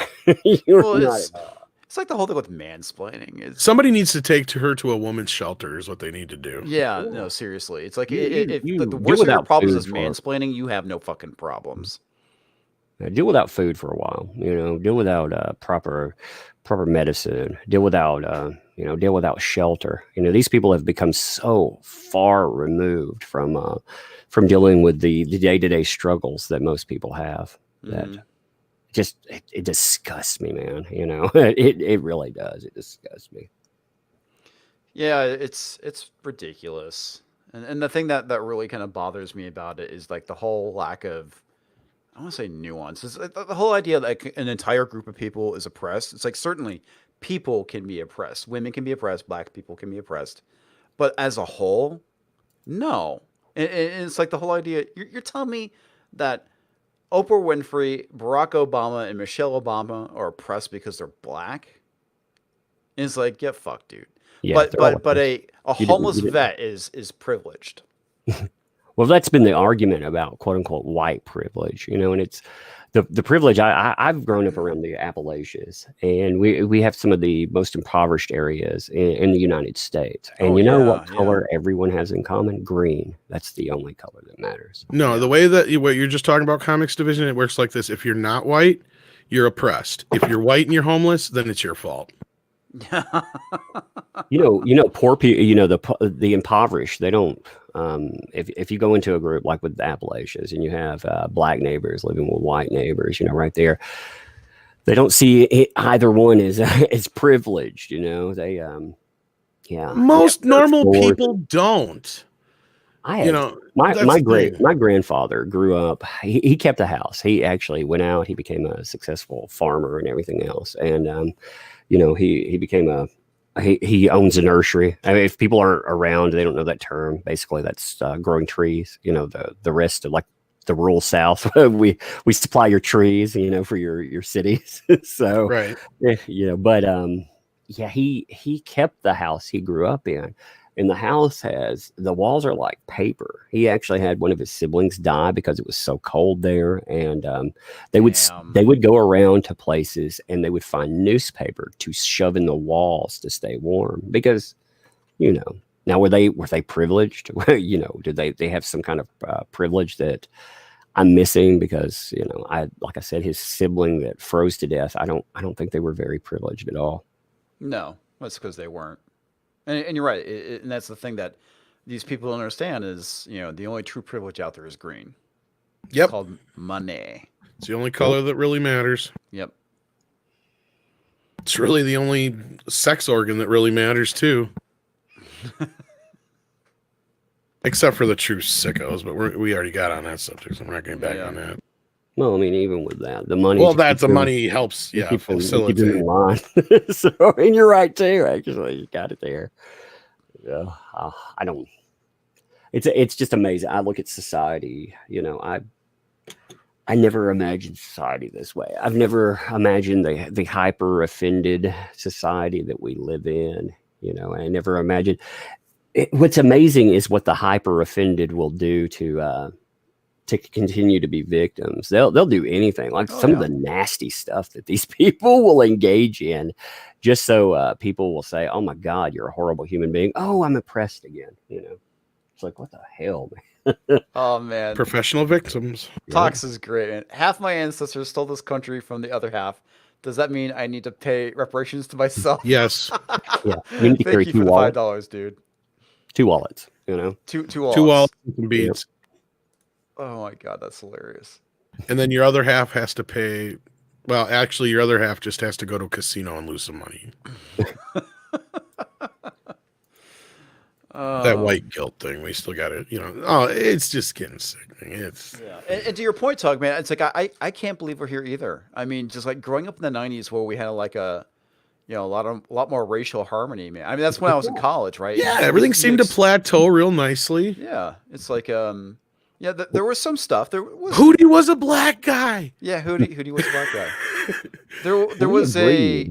it wasn't perfect, but it was definitely a lot better then than it is now. It was a As- meritocracy, I believe. Yeah.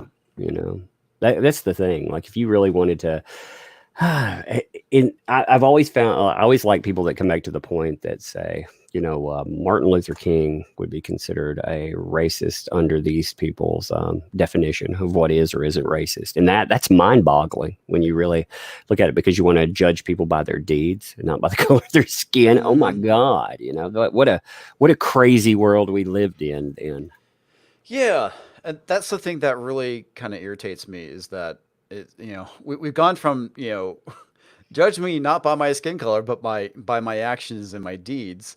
To don't judge me by my actions and my deeds, judge me by my skin color. And if not by that, then by what I want to do with my wee wee. Yeah. That's why one of the things that I've enjoyed with internet culture is the fact that most people operate, under avatar. You have some people that operate out in the open, but a lot of people operate under avatars, and you have to listen a little bit beyond, any of these qualifiers. I think that's why these people really want to do away with anonymity. It's not just because we can say what we want, but it's also because we can be judged by what we say and not by the, again, color of our skin or by some credo. Yeah. And the other reason too is that way they can dox you if you have the wrong opinion. Yeah. See, that's why I hate comic pros. I've gotten to the point where I hate mainstream comic pros because, their whole talking point was we can do whatever we want. We can have, in our banners and everything else, we can advertise who we work for, and you can't hold us accountable. But if you go out there and you say something about it under, the veil of anonymity, we need to find out who you are, and we need to try to ruin your life because you buy our products and are asking for respect. Oh man, to this day, I think it's so funny that what's his name is still going after Yellow Flash. Hawaiian Dick, the guy who wrote Hawaiian Dick. Oh God, B. Clay. Jesus. B. Clay, thank you, B. Clay Moore. I tried to see if Yellow would pop in, but I don't think he saw the message. He's like getting a unicorn sighting or something too. You'd be like, oh my God, it's the mythical beast known as Yellow Flash. I love the guy, but lately one day he's like freaking out because of everything that's going on, and the next day he's like, ready to it's go. been locked in. But I understand. I totally do, because I'm this. It's just been crazy. We're all dealing with a bag of dicks. He is one of the. Oh, he's a very good dude in my opinion. Well, he's consistent. He is who he is, and I like that. I consider Yellow Flash. I don't throw this word around very lightly online, especially as you see more and more people, get crazier and crazier. But I would consider Yellow Flash a friend, because like he is. If you think he's a certain way in video, like he doesn't change. He values values people if he likes them. So yeah, that's the impression I get from him. Yeah, likewise. But getting him on a stream, sometimes it can be difficult. Sometimes it's not hard at all. It just depends on his mood. Basically, it seems like, or if he's busy, of course. But I mean, no, I get that, man. I go through mood cycles too, where it's like all I want to do is stream. Or all I want to do is create videos, or all I want to do is sit on my ass and do nothing. I feel like I've wasted more of the opportunity this time than anything, but I have done a lot of work, so I can't bitch too much. Yeah. Oh, man. And that's the thing with YouTube that I guess I think a lot of people don't understand. It's like it really does require a lot of work. Yeah, it's a time. I mean, some people get lucky. They pop out one video and bam, it blows up. But your average YouTubers. I mean, like I've heard people talk about the growth of Nerdrotic, for example. Man, Gary, he supported everybody. I remember him grinding, and I mean, I'm proud of what he made out of his channel. Oh yeah. He struggled for a long time. I mean, I remember it, from the early days of, what now got referred to as Comicsgate, him popping around talking to people, to him covering Doctor Who or whatever. I mean, it's people think it's so it's so simple, but no. I mean, like, I don't know. I that's one thing I like about seeing a lot of people I know, their channels growing and stuff, because I know they put in the work. Yeah, for sure. And yes, Tox, I am a moody bitch. Moody bitch. I'm the first one to admit it. Do you need a Snickers? Yeah, I do Snickers sometimes. What were you gonna say, Tug? I didn't mean to interrupt you. No, I burn out on live streams every now and then too. Yeah, doing them and stuff. I understand how people are. Well, I envy guys like you who can do them by yourselves. Oh, Like- yeah, for sure, man. Well, that's the other side of therapy. Like the client's supposed to talk all the time, but the reality is they don't. You talk to them, and you have to actually have if you're even remotely decent. I'm not saying I'm good or bad at it, but if you're decent at it, you should be able to convey a point from A to B, and be able to convince people that they will do something. That's the thing. Like, all of mental health is, if it's just therapy, all it is. I mean, think about what we've constructed with that. We keep people from harming people or themselves with just words. It's a fascinating thing. I've always liked that. And when you can take those skills to YouTube and ramble for 2 hours, I think that's awesome too. My problem is, though, I like to keep talking. So in live streams, people need to cut me off. Oh, I'm usually the same way, but it's me. I lack the confidence because I was trained in on radio for a while, so I was used to having that blanket of going to a song or a commercial. So when I don't have somebody to bounce off of, it gets kind of like, oh, what do I do? Yeah. I'm kind of the same way. It's like I have like a certain set of points. I can go and express them, and then it's like, okay, I'm done. Don't know what else to talk about. But yeah, Gary, man, he's gotten really good at just doing the solo stream. It's like, Gary's fun though. It's the yeah, same it thing. is. Like him, Doomcock. Those guys they're entertaining. They're different kind of entertaining. Together they're real. They take that different type and put it together, which is awesome. But I think both of them. Another thing that really, I think, conveys in it is being genuine. I think that's part of it too. I think Gary comes off as very genuine, because he is, but it conveys, you see that same guy that's talking to you on the live stream is the same guy that talks to people just regularly. Yeah. And I remember telling Gary and Doomcock really early on, like, Gary probably 3,000 subscribers. I'm like, you're gonna make it big. He's like, oh, no. I was like, oh yeah, you're gonna be bigger than us before someday. And same thing with Doomcock. I'm like, you're gonna blow right the hell up, because Rob found him when he only had like 200 some subscribers. He's like, you got to see this guy. He has such a good gimmick, though. Oh yeah, I know. It's amazing what I envy him too, to be able to, if I'd have thought of that, to come up with a character like, to be able to do that whole thing that he does, it'd been like, oh man, that's a genius.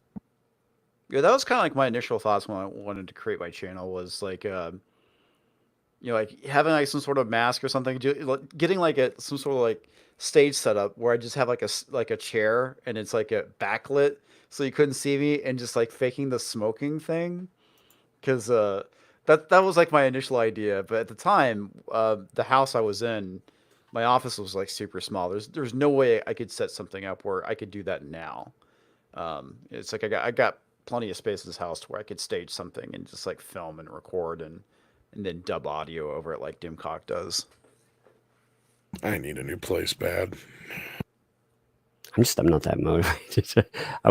I liked it when I started out. There are a lot of people that said people with Southern accents, they can't make it big. I was like, there are few. I've seen a few. What are you talking about, asshole? Well, that was the thing, man, about watching your channel, is like you got that smooth Southern accent. It's like, I like watching this stuff. It's very relaxing. It's soothing. I told him this, I don't know how many times, and it's felt like, I felt like really weird telling him, but it's like, no, dude, you have like one of the coolest voices. Like, You do. I can just sit there and listen to you for hours. Like when I'm editing and stuff like that. Next thing I know, I've watched like 5 of your videos in the background, didn't even realize it. You have a very distinctive and relaxing voice. We speak slow. We don't speak slow like that kind. Well, and it's not even that. It's your But the way you speak, and you're educated, cadence, and yeah. you know what you're talking about. I think I see that's the variety that we have. I always like how the other side of discussions try to say that all of us are uneducated, we don't have talking points, we don't understand the subjects. That's one of the more like I said, that was one of the more fascinating talking points that came out of all of the doxing stuff. I was like, all right, well, now you know that, again, higher education, like there are a bunch of people. Again, that's not. I would never bring that as like, ha, ha, ha. But, these people always say that we're uneducated louts. No, not even. And, when I say that those people are crazy, I mean it. I mean it. When I say they're certifiable, I mean it. That's the thing that's so funny about it. Because I had no idea that was the field that you worked in. Yeah. I did it. Like I said, I did it for a long time, and I burned out because of the reasons mentioned before. I've always, before that, higher education, I was in for a while, and I actually I taught like APA classes, SPS. I taught people basically how to write their thesis papers so they could get their degrees and go into psychology if they wanted to. Which psychology can be useful. It really depends on if it can either be the most useless degree that you've ever had, or it can be a very useful degree depending on how you want to go with it. But yeah, I did that. I thought about going into ABA, which is analytical behavioral analysis, until I saw the reality. I did a couple of years with PhD studies, and my dad got sick. I ended up helping out with him, but I can't blame not doing that. Just on that. The reality of that stuff was I sat across from this just nice family, but they were lower middle class. They made enough money not to get help, and they had a child that had severe needs. Now we don't rate autism on a scale anymore, but at the time we did. And he, like I said, the kid had severe needs, and he could have gotten help if his parents were just a little less successful. And I did not want to sit across the table and tell parents that for the rest of my life. I'm sorry, but your kid that they need X, Y, and Z, and you'll never be able to help them. I'm sorry. You'll have to mortgage your life to the hilt, and you probably won't be able to get that. I don't want to have to lie about it. So yeah, I couldn't do it, man. Yeah, that's like one of the biggest issues, like with the welfare system in this country, is like people that need it, that aren't like super, that have a job. The first thing they'll tell them, oh, in order to get government assistance, you have to quit your job. It's just like it's ridiculous. Oh, it is. Trust me, because I had my son who's autistic until he's 18. Now, things are finally changing for me. But yeah, I had to basically pay to go to work a few times.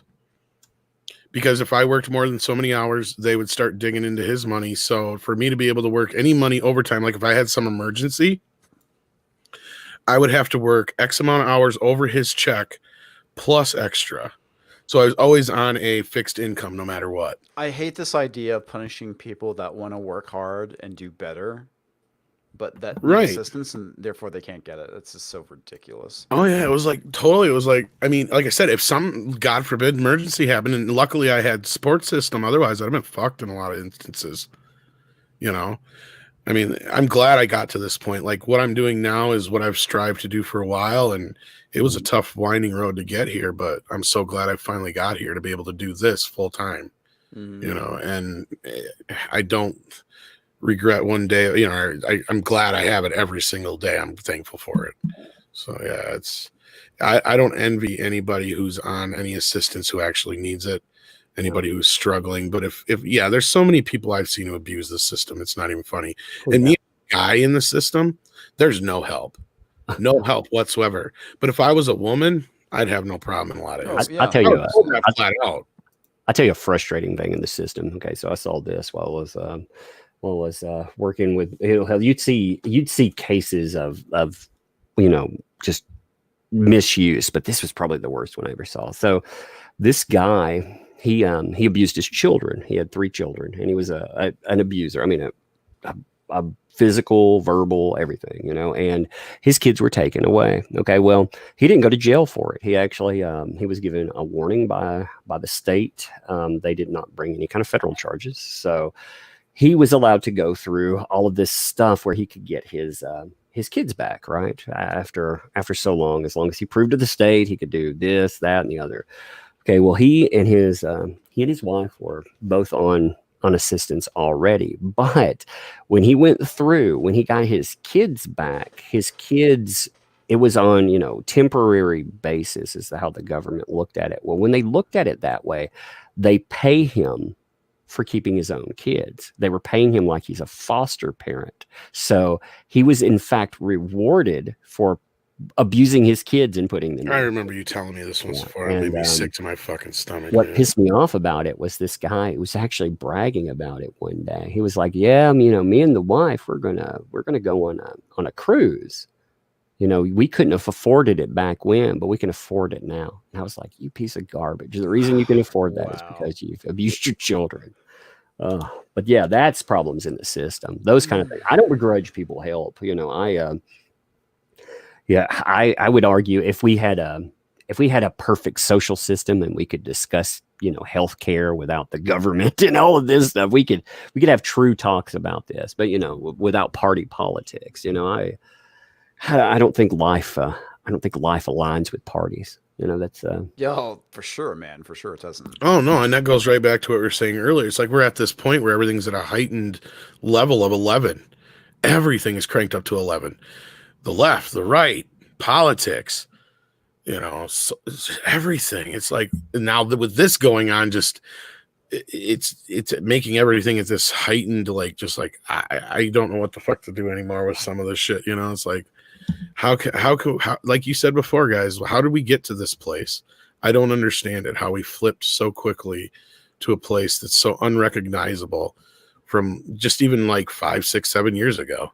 I'm just surprised by how many people have jumped in on it and said, yeah, this sounds like a good idea. Let's grab onto it. Well, but a lot of people, I mean, if you're going to take away meritocracy and you're going to give people, merit based on X, Y, or Z, there are going to be a lot of people that want to jump in on that, and I don't know how we gave that vocal minority of weirdos so much power. I don't know why companies do it, because these folks, they don't buy products or anything else. Why you would think that them screaming online or anything else? Why are we? Because they make them. That's it. They make the most noise, and that's the issue.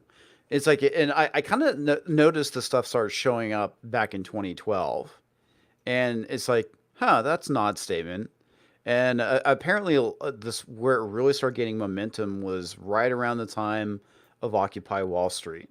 So you had a lot of these, these millennials who were, they kind of felt like they got screwed by the system. And to a degree, I think that some of them did. They were told to go to college and get a job, but during that time period, we had that recession, and suddenly they come out of college, they're heavily in debt, they can't find jobs, and so what do they turn to? Socialism, debt forgiveness, all this stuff that that they want because they got bad advice. I mean, I tell a lot of young people these days, don't go to college. There are cheaper alternatives that you can get an education and learn a skill. And that's the big thing, is learning a trade or a skill, and that's what's going to make you money.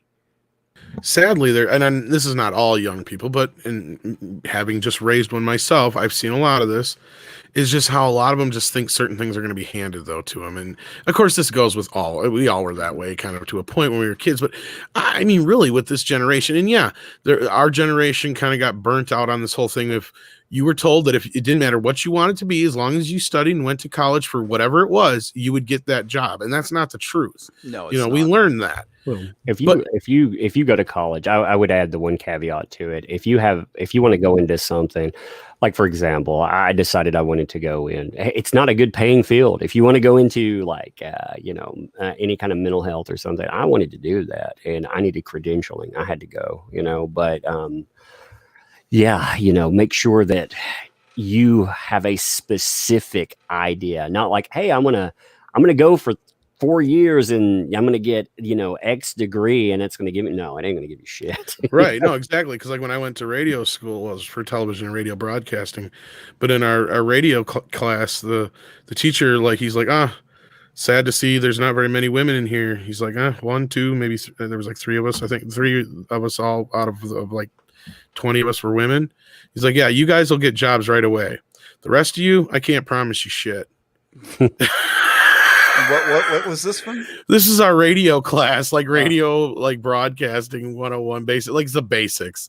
It was just how radio works, how you got to study to get your, I had to get my FCC license and all that kind of shit. So this is just the basic class, but he was just being honest with us. He's just flat out. In society, he's just like, yeah, you women, because you know why, you women, everybody will listen to you, women will listen to you, men will listen to you. Men, on the other hand, unless you're somebody like a Howard Stern, you'll be lucky if you're doing the weather. He was being honest with us. He's like, it's just not a market for it anymore. Now it's totally dried up. If it wasn't for this, I mean, this is kind of like the new radio. Yeah, it is in a way. And it's just gotten to that point where things have changed so much. But then also the other thing I noticed when I worked, because obviously when I screwed up young, dropped out of school because I got a job in radio, and my teachers encouraged me. They're like, look, you're not going to be able to learn anything here that they can't teach you on the job. But what I didn't have was the world experience. I wasn't old enough. And I fucked that up being young, dumb, and stupid. And, so I worked Joe jobs from here and there until I, owned my own video store and stuff like that. But even when I worked in like video or in fast food, so many young people I'd run into after a while when I worked my way up to a manager and was like, start interviewing people and stuff. These younger kids, they didn't want to work they would expect to jump in right as a manager and shit. Yeah. It's like they think that they're just entitled. It's like, well, what experience do you have? None. I tell you, if you want a job, you want to make some money out there, people go become a nurse practitioner. That's what you do. It's a very quick job because there are bridge programs in most. Well, the medical field like that needs. Yeah, well, the nurse practitioner, you can become a nurse practitioner pretty quickly, and you can make, like in areas like Tennessee, for example, in mental health, you as a nurse practitioner, you can make your demand. You'll make 4 times what a lot of people make out there for less credentialing. I mean, you can make real money. You're always going to be in demand. So you are the doctors of now. If you want to be a doctor, that's fine too. Definitely, that's always in demand. But if you want to spend less time, make some real money, that's where it's at. I can tell you from being, everything from physical to mental health.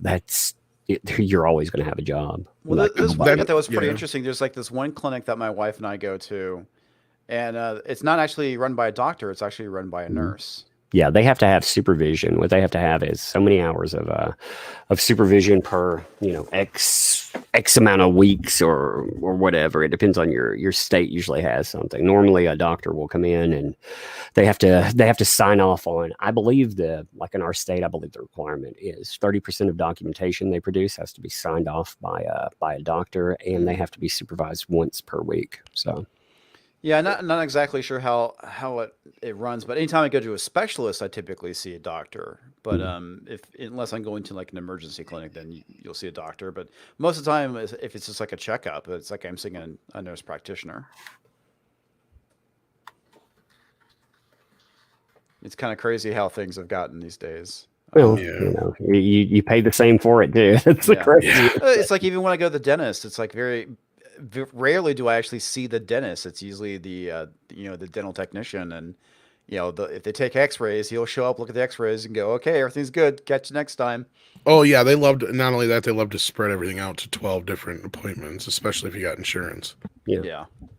Well, that's actually the way. I mean, part of that is an insurance and comp. Yeah. I mean, I've seen that. Some of that too is overcoming the burden of. I hate to point the reality of that out too, but it's overcoming the burden of, say, whatever, like in Tennessee we have TennCare, so you basically eat money for it. So if you have have Blue Cross Blue Shield, people will make sure they get every dollar out of you to pay for that other person. I mean, that's just the other side of that though is not seeing that other person. It's becoming the reality of that too. Man, the healthcare system, like every other system, is messed up. Mental health care system's really messed up though. The largest provider of mental health in some states is the prison system.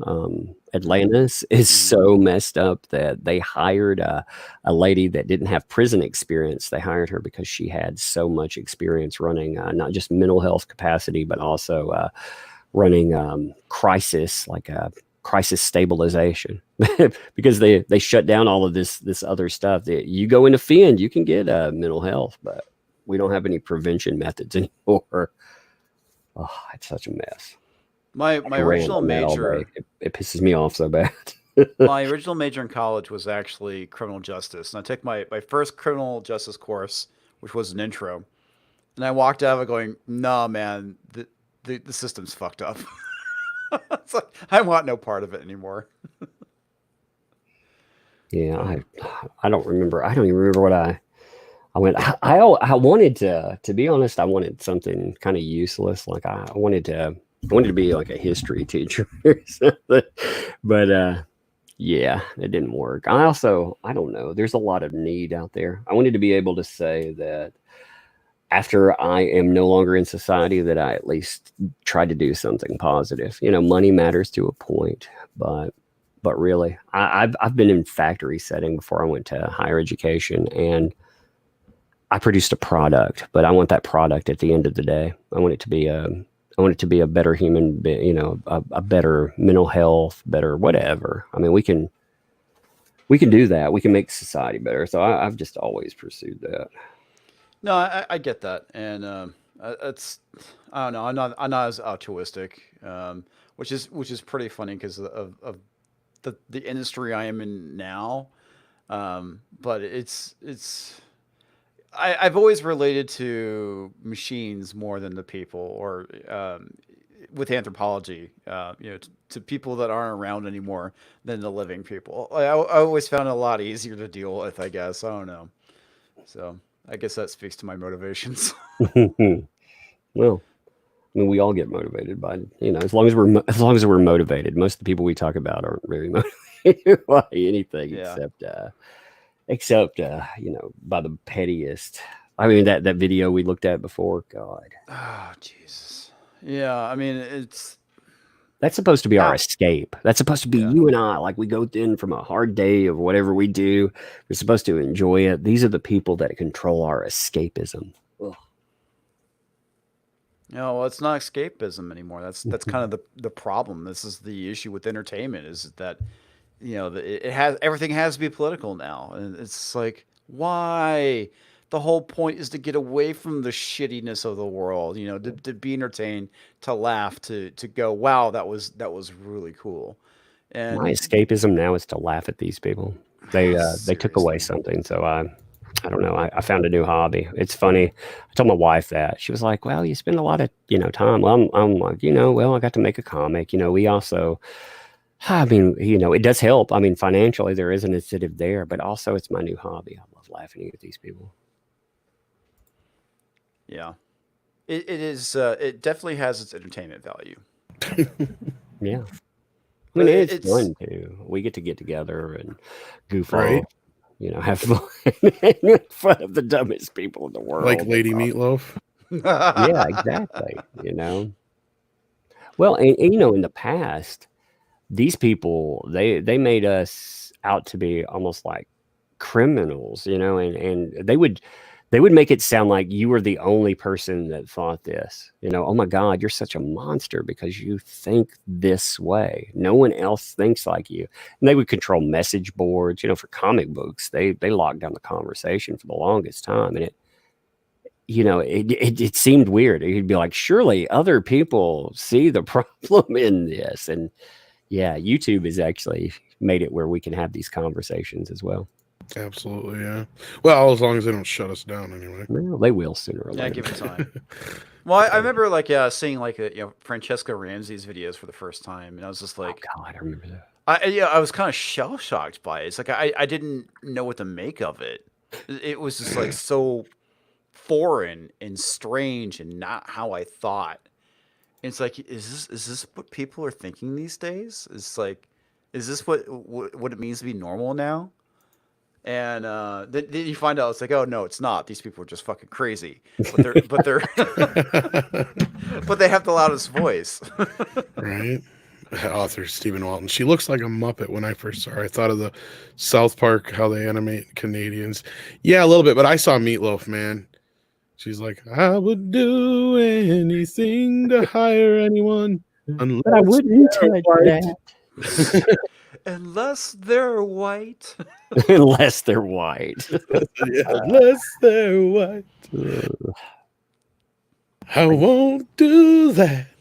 I never thought I would see such casual displays of overt racism. I know, right? But they're not calling it racism. It's, oh, you can't be racist against white people because white people have all the power. Power plus prejudice. That's what racism is. I remember the first time I heard that shit. You're talking about like the French.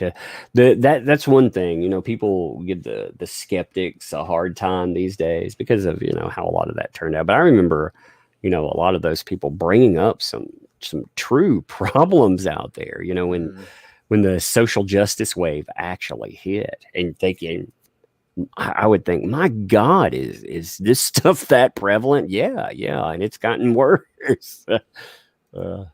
I wonder if this stuff will ever stop. That's the thing. At one time I thought maybe people will come to their senses. Now I don't know. Well, here's the thing. I think what it's going to take is life getting tough, and I think maybe we're kind of seeing it now, and that's really funny because the digital outlets like, oh no, the beer bug is going to bring back to how it was back in the 50s. It's like, wow, yeah, because hard times really does kind of reinforce, classic, or I don't want to say classic, but gender roles. That's the thing that's so funny, is because we've become victims of our own success because of the fact that we don't have prevalent war where people are going off and dying all the time. We have advanced medical technology, so people aren't dying from very simple things anymore. So our mortality has dropped. So suddenly we don't have these problems that we have to go and fight for our life to survive anymore. And so this idle time is spent inventing problems. And that's basically where we're at. Victims of our own success.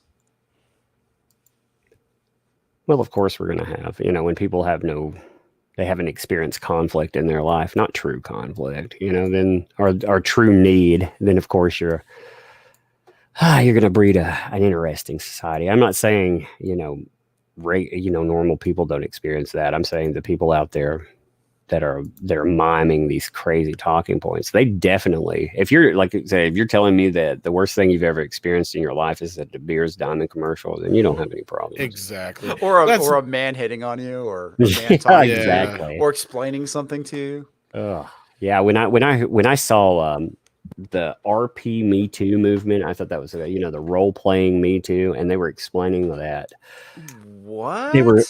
Oh, okay. So, there was a push for it. Like when Me Too was becoming prevalent, they had a hashtag called RP Me Too. I did a few videos because it was so funny to me, because these people, again, remember what they're comparing this to. They're comparing it to actual physical sexual assault. Okay. So they're saying that examples of RP Me Too, say you have a person in groups, they have, like, I don't know, high charisma, and they decide to play that out as sexuality. That is the same as actual rape. You have NPCs in a group that are female, and they're not played, like rigid boards. That's that. Or if people if people mansplain rules to females when they join, that's the same as actual rape. So, yeah, the RP Me Too, which is funny because, I always thought Pound Me Too was kind of funny, but I thought RP Me Too, Rape Me Too. I thought, what? Yeah. Well, no, and I love when they say, it feels like oppression when the entitled are, having their equality. It basically, they're saying, it feels like oppression when everyone's equal. It's like, no, it doesn't. And it's like, that's the thing, is like, you ever notice, like, all of a sudden this all started happening when they were the ones who claimed to started feeling oppressed, and usually what their oppression is not even what you were just talking about, Tug, but it's more so just like what we've been saying. It's like the standard family, the male role, the shit they did, just that's never been a problem in the last few years until they decided it was a problem. It's like, oh, you don't agree with me? Well, you're oppressing me. That was like the whole thing with that, comic I posted earlier here. It's like, that's exactly what it is. It's like they don't realize how asinine this whole thing is. Well, the thing I think is really funny about it is when you start hearing, oh yeah, we should start implementing the draft for women, and suddenly all the feminists are all, oh no, you're going a little too far. We don't want to be that equal. You should have to pay for your own food when you go out on a date. No, we still have reasons for it. It's like, what? Wait a minute. Well, a lot of this shit's already backfired on them. I've read, I don't know how many articles about how Women are upset that men won't ask them out anymore. Yep. That women who are actually considered normally naturally attractive or whatever aren't getting hired for jobs because they're worried about a Me Too just waiting to happen. Mm-hmm. Men are refusing to work alone in situations or travel with women for work because they don't want to get Me Too'd. Yep. I mean, so it's really backfiring in their faces. That's me. I used to, I could volunteer. I could volunteer and have somebody, work mirror me, follow me around and do stuff. And I wouldn't do it anymore. I would refuse because, again, I'm afraid to close that door with these people because I don't know what I do know what some of them will say. It's not that I don't know what everyone, but I do know what some of these people do. I find it so insulting that these people have turned on, like my wife. She takes care of our kids. They're well adjusted. They feel loved in society now. That's a big thing. They take away value from that person because, oh my God, she decided that she wants to take care of the kids. We actually are able to do that, and these people, they make that like she's not a real woman anymore. Yeah, that is so insane. It's like, I thought the idea was to allow women to make choices. And so if a woman wants to stay at home and be a mom and be a homemaker, there should be nothing wrong with that. But you're a handmaid of the patriarchy if you do that. But if I stayed home, that would be. Oh no, it's fine. It's fine. Stunning and So way to go, Mr. Mom. I never heard that though. But well, that's what they. Yeah, I mean now too. The reality of that, they'll still point the middle finger at you. But that's what they. I'm the wrong color. Fuchsia. I'm white. I'm not any. If I was whatever. It's just the point. I know. I know you are. But no, your guys are totally hitting it on the nail. It's just getting sickening. Chappelle had it right. Yeah. Yeah, he really did. Even Chris Rock, man. Some of his stuff is pretty on point for today. Well, yeah. I mean, these comedians. Sadly, though, it was supposed to be a joke. All this stuff was supposed to not be real. It was supposed to be a punchline, and it's when I can't tell when I can't tell satirical articles from the real thing. Like I saw. It's so hard these days. I saw an article come. Somebody was pushing about The Last of Us. Talking about how The Last of Us was going to focus on rape culture and all this, and I was like, "Is that satire? I don't really know if that is or not." So that just, I don't know, that disturbs me when I can't. I should be able to. I should be able to sit down and, be able to pull that out, but no. Well, and that's the thing I find so funny about it. It's like, you're out of ideas when your video game about, fungus zombies is focusing on white supremacy and, rape culture. Exactly. Man, it's sad too that they take commodities that will actually sell and they turn it into a shit show. Well, not only that, they're kind of twisted.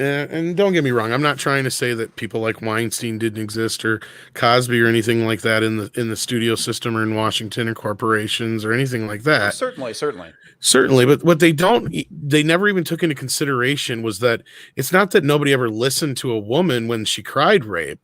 It was that there was due process because, especially if you had a situation where a guy was very well off.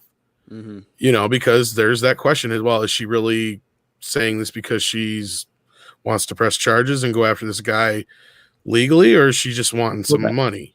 That was the question of Harvey Weinstein. Okay, well, did he abuse his position of prominence? Yes. Where people trading sex as a commodity to get advancement in their field. Some of them, yes. Now, was he a monster out there? A court decided yes, he was. So therefore he was. But I don't like these days. I've been talking about again the Johnny Depp thing. I talked about Vic Mignogna before that. Due process is a huge portion. Of I find the comic stuff and everything else to be fascinating, our media and our escapism. Mm-hmm. But there's another side to it. These cancel culture weirdos, they They want to just be able to turn accusation into substantiation. Well, and yeah, they defense. found a way around due process, and Mhm. that's the thing. I had a conversation with this woman one time, and we're talking about the whole thing with rape and prosecution, and he's like, well, I said to her, it's like, what is it? What is it that you want? I mean, you have to have due process. You can't just make an accusation, say But they everyone can now. believes it. That's the Yeah, thing. yeah, In this it's world, it's not like it was either then. That was the thing, is like, the press was never so quick to jump to a conclusion back then because they were afraid of getting sued. Nowadays, it doesn't matter. Anybody can go out on Twitter and accuse anybody of anything, and there's Mhm. almost no repercussions almost Well, there's not a whatsoever. societal repercussion. Like you want to go. I mean, get for the justice, person actually love. doing it, but like you're saying, I'm saying they can go out there and cry, whatever Mhm. accusation they want with zero proof, and it just Mhm. becomes truth like that. That's Well, my and point. like you said, there's no ramification for doing If that. they're Like, found out to be lying, yeah. yeah, But that's what they're trying to do is they're trying to skirt the judicial system by canceling people. They're using social media as a weapon Exactly. to destroy Mm. people because Well, they well, know like like you you said, what all they're going to do. It claims won't made hold to up in merit. court. Being a victim has merit in this day and age as well. Yeah. A lot of people live for that back pat or whatever comes next, and that's sad. And what it does is it takes away uh, like I was saying. I've worked in actual victim advocacy, and that's you don't need to be taking away from fucking real victims by pretending, by being a charlatan and fucking saying that or turning something that's not into like they when they went after the voice actor Vic Mignogna, they would say things like he hugs people at conventions. Oh my god, Oh no, Lassiter's the same thing, yeah. He I got mean, me too'd out too. that's so ridiculous. I mean, but well, that's what you it bothers do me. when It you're a bothers me to celebrity at a know con. that You hug people. You get your photo taken. That's that's kind of how it that's the worked. job. Yeah. But yeah, now, oh, jeez, it's so fucking I silly. gotta ask you guys this, and then this is probably going to be an unpopular, statement to make, but I think if it wasn't for the media, Weinstein would have walked. What do Yeah. you guys think? I don't think he could have gotten. I don't think he could have gotten an impartial jury. I don't know how.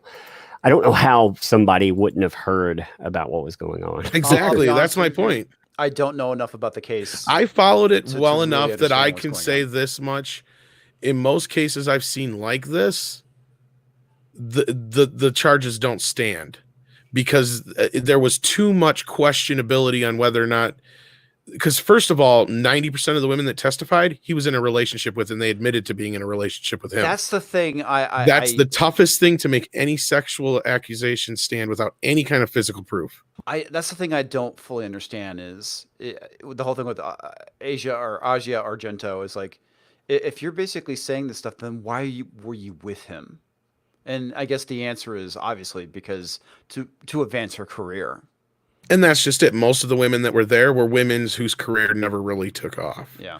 And it's, again, and I'm not saying that Harvey's not a fucking monster. He used his position of power, obviously, to get what he wanted, but so Yeah, did he some of did. these women, like, has been stated. But again, these women were also warned a lot of the time too. So it's it would be a tough situation had it was, I think personally, if it wasn't for the media being involved and the way things were going down, I don't think he would have I think he would have got out of there with either a hung jury or he'd have been found not guilty. But like I said, I don't know enough about it. I know about the Ozzy Argento thing, and I thought that was kind of weird. But I didn't look into any of the other accusations. And $5 super chat from Toxic Man Flu. There are too many smart people in the chat. I feel pressed. Hashtag Doctor and Stephen Walton. Yeah, Script and Walton are pretty smart guys. So I was saying earlier, I see them pop in. I'm like, geez, the gang's all here almost. Yeah. So I mean, that whole thing. And I just heard from Yellow Flash too. He said he passed out earlier. Yeah, that's about normal. I like it when he passes out right before a freaking stream. One day I was sitting there and I was like, "Are we ever going to start?" And I'm like, "Hey, you got like 400 people waiting. Get the hell in here." Oh man, I fell asleep. I passed out. I mean, I get it though, but it's just funny. That is funny. Yeah, especially with this stuff, my sleep schedule's Yeah, exactly. abnormal to This begin lawsuit's with, and then fucked. But yeah, dude, I don't know. It's a good possibility he would have walked. I mean, I think the guy's definitely a scumbag, but I Oh, don't yeah. know. I can't say what he actually did, what law he actually broke. So who knows? Well, you know, I think it's a very slippery slope that we see when we look at these people want the social justice courts that we see in places like Canada. That's what they're aiming for, you know, and we don't. We as a society do not want that, you know. No, we don't. That's what I'm afraid Well, of. the I'm thing they don't afraid. understand is that the shit's gonna get used against them. Yeah, yeah. Well, that's the thing, you know. They But you know, it's the same with any weapon that these weirdos use. You know, if you decide that if you're going to take it to the lowest common denominator, well, someone else will too. You know, Mhm. I always think, man, it's lucky that some of these people that some of the worst people I've ever seen ever have been on the other side of some of these conversations. And they're really lucky that some of the people that they deal with, like people like myself, I don't endorse things like doxing, for example, Yeah, because neither do I'm afraid of collateral damage. I'm afraid that I don't give a crap about that person. What I care about is like they have a kid or something. I don't want Mhm. to, that's not right. It's not the kid's fault that they're a piece of garbage. Well, and it's the idea of I'm gonna go and actively destroy someone's life because of something they said online, not because of any physical thing they did. Right, and Script Doctor But just brought this up. If anything, Weinstein deserved it just for the fact that he's allegedly ended film careers before they've even started, and that's true. I mean, it's not like he probably didn't get anything he didn't have coming to him. It's just that the situation following it, I was just like, wow, I'm surprised the ending we got. I was really surprised, and I think the only reason it happened that way is just because of the media. If it wouldn't have, it would have just been like O.J. Simpson all over again or something. I hate how like if you said that's become a real controversial point too. Like if the other side of a conversation, I keep calling these things conversations when they're really not. A lot people screaming at you try to destroy your life isn't really a conversation. But yeah, those people, they would take you saying, hey, I'm surprised by this outcome. Oh my God, you're defending that guy. Right. Well, it's not even so much that I'm defending it, right? But it's like just the simple fact that the facts surprised were really muddied. And I've seen enough situations like this before play out that normally they don't play out this way. I really do feel like the ending was just because of who he was and the media and the whole thing surrounding it. And again, I don't think he didn't get what he deserved per se, but it is what it is. Even if you said, okay, I think the guy, he was not guilty. Like if you said that, that's your prerogative. You should be able to have those viewpoints. Again, we're observers. We're not impacting the outcome to that. I think the people in Hollywood, they very much did impact that, like you say, but. Also, look at what happened with the Kavanaugh hearing, just from like the other side too. Right, and that's kind of what surprised me too when that turned out the way it did, and this one didn't. That was kind of another reason why I was like, "Oh wow," because like at least in that situation, it's like okay, despite the way the media was working, due process still seemed to work in that instance. Regardless of how you felt, whatever side of the political side you fell on, it didn't matter. There really wasn't enough proof to really hold this guy, accountable for something that there wasn't enough proof for. I mean, it was just, and this was a little bit different situation because there obviously is proof. And again, we can even go down that road. Well, just because these girls that did come into court, or women, sorry, I didn't mean to say it like that, but you know what I mean. Yeah, I know what you're talking about. But just because these women decided to come into court doesn't mean there aren't 100 other women who had much worse things happen to them that never spoke out and didn't because they are afraid. So I mean, you can't say that just because these incidences didn't warrant what he got doesn't mean that but you can't persecute a guy on that. But you can't what if justice either. Exactly, that's what I was just saying. Yeah, you can't do that though. Then it becomes a kangaroo court in a way. And even with like what Script Doctor was saying, yeah, justice. That's kind of the thing. Yeah, no, well, that's it. They don't want justice. They want social Justice. Exactly. It's in the name. I mean, there's been a lot of, Hollywood's full of scumbags. Oh yeah. That's why it's tough to say he doesn't necessarily deserve to sit there, but well, I mean, hate to say that. I look at stories about people like Errol Flynn, for example, and some of the stuff, these heroes of Hollywood. And other guys, yeah. I mean, they're awful human beings. Hollywood is always, yes, it's a mismanagement of justice at best. It's never, I don't know how you clean it up unless you take away, power, prominence, and money. But the way that we've seen is not going to clean it up. That's just the reality of it too. It won't clean it up. Oh no, but hopefully this situation we're in right now, maybe it'll make a lot of them wake up, but I doubt it. No, I think they're many of them's lifestyles haven't changed at all. We're the ones that actually have to stay home and probably deal with their kids if they got kids. Well, I mean, a lot of them, Well, here's the thing that it seems like when a decade start, it gets defined by something. Like, a really good example of the early aughts was defined by 9/11. And it seems like the 2020s is going to be defined by the coronavirus. Yeah, well, I mean, you're going to have it's going to be interesting to see what social ramifications that this stuff has, and also, I mean, we're talking about sweeping social ramifications.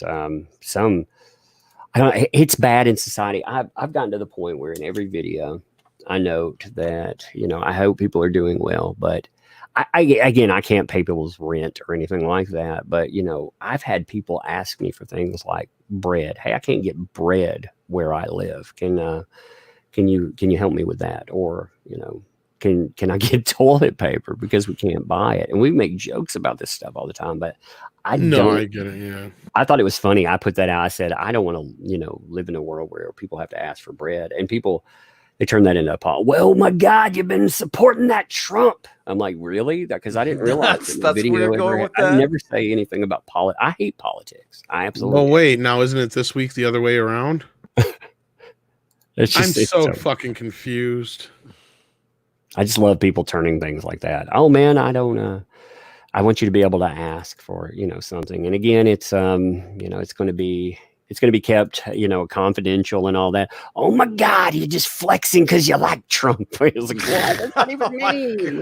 Which, like I said, is really funny because, like, I don't know about this week, but last week, I guess, but I don't know. Like this week's, it seems like you'd be the other side now because, we weren't prepared. Because that's what I'm saying. I don't even at this point. I'll be honest with you guys. Since it's so fucking late, I'm mostly a centrist. Okay, I'm kind of like you, Comics Division. I didn't want to vote for Hillary, and I'm not a big Trump fan. But you know what? I'm not stupid either. Yeah. And I'm sick of the stupid on both sides. And granted, there's one side that's been stupider than the other. I will admit that too. But there is a such thing as, there's TDS on both sides. Don't get me wrong. But it is very much so more on the left. Oh, and this is coming from a centrist, and this is coming from a complete centrist. I think there are people on the left that have embraced their extreme. That's the problem. If you really want to break it down and you want to say that there is extremists on each polarity, absolutely. Right. And like I said, they want to pretend it only comes from the right, and they completely ignore it when it comes from the left. And it's like they embrace it. I mean, dude got bike locked in the head. Well, he deserved it because fuck, how does that work? Or you deserve, like I said, I've seen it just for having opinions. I'm sure that a lot of people, I ignore most of the stuff that comes in because normally, fuck it. But it did catch me. It took me aback when people decided that they wanted to prove that the internet was a bad place. So they would, I would live stream with my 5-year-old, and they decided to prove to me that that shouldn't happen, because again, politic or whatever, it's a bizarre, and people embrace that. They're okay because I believe in freedom of speech, and I believe in due process, so therefore I agree. That's the funny thing, getting back to the whole thing you're talking about, the whole thing with bread. It's like that's the reason why I want to learn to make bread, is because if I show up at the store and I can't find anything anymore, at least I can make it myself. Well, I think, that's another thing. That's a good point that this whole thing kind of showed, is how unprepared and a lot of generation below us, I guess you'd say, are ill-equipped to handle things in a world where they're not. I mean, we're not in certain cases too, but you're making the effort to learn. You know what I'm saying? But like, I seen so many people cry about, oh no, what am I going to do? I can't get diapers. It's like, well, you can use cloth diapers, and it's like the whole thing with the run on toilet paper. I get it. Yeah, it's a necessity. Nobody wants to be without it. But if it got to that point where we were that bad, as long as we had water or way to wash your ass, I think we'll be okay. There's more things to worry about. You know what I'm saying? Like, I mean, we've shown in a lot of ways that we're just unprepared to handle something like this, and if it even got worse, I can't imagine the massive I think a lot of it too is it's like the main thing is to pay attention and try not to have optimism bias. When I went to the store, there's certain things I keep eyes on. I keep an eye on, like a week before things started getting really crazy. It was actually before things kind of got crazy. Is that you could find all the prepper food on Amazon, like the dehydrated stuff or the freeze dried stuff, like the Weiss and the Mountain House stuff. When I noticed all that was gone, I was like, "Holy shit! I need to head to the store right now and buy stuff." And it was like 10 o'clock at night. I walk into the media room where my wife is, watching TV. I was like, "I'm going to the store because this whole coronavirus thing is getting crazy." She's like, "It's been getting crazy all week. Are you expecting a food run now?" I was like, "No, I'm not. That's exactly why I'm going right now, because there's going to be nobody at the fucking store."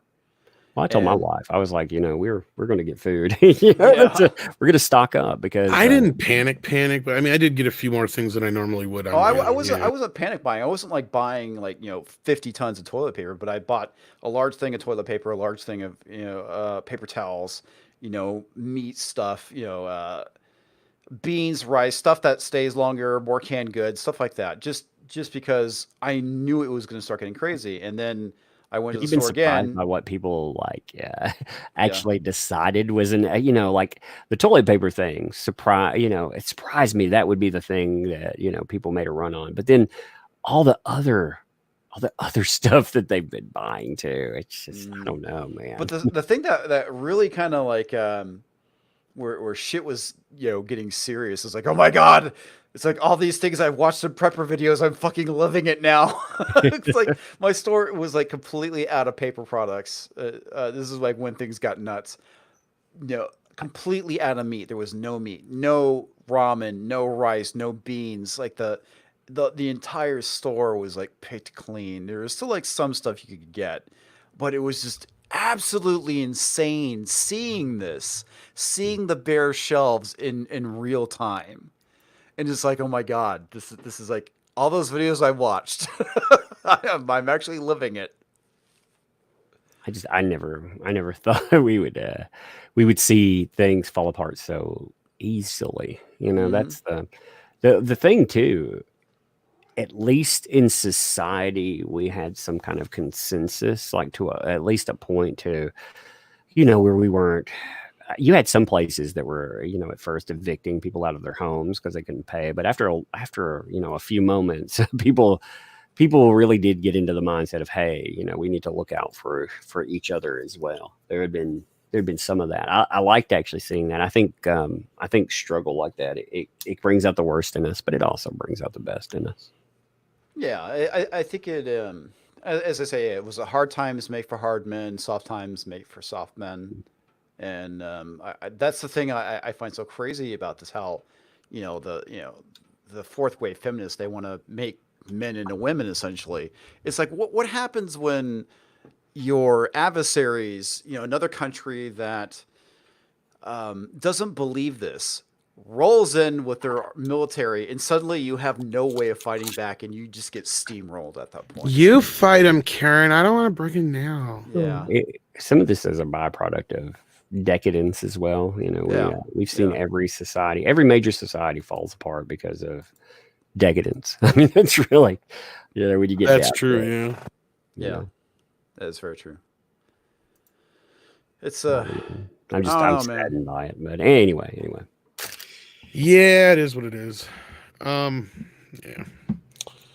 Well, as I say, history repeats itself. Yeah, sadly. George Lucas said that, I think.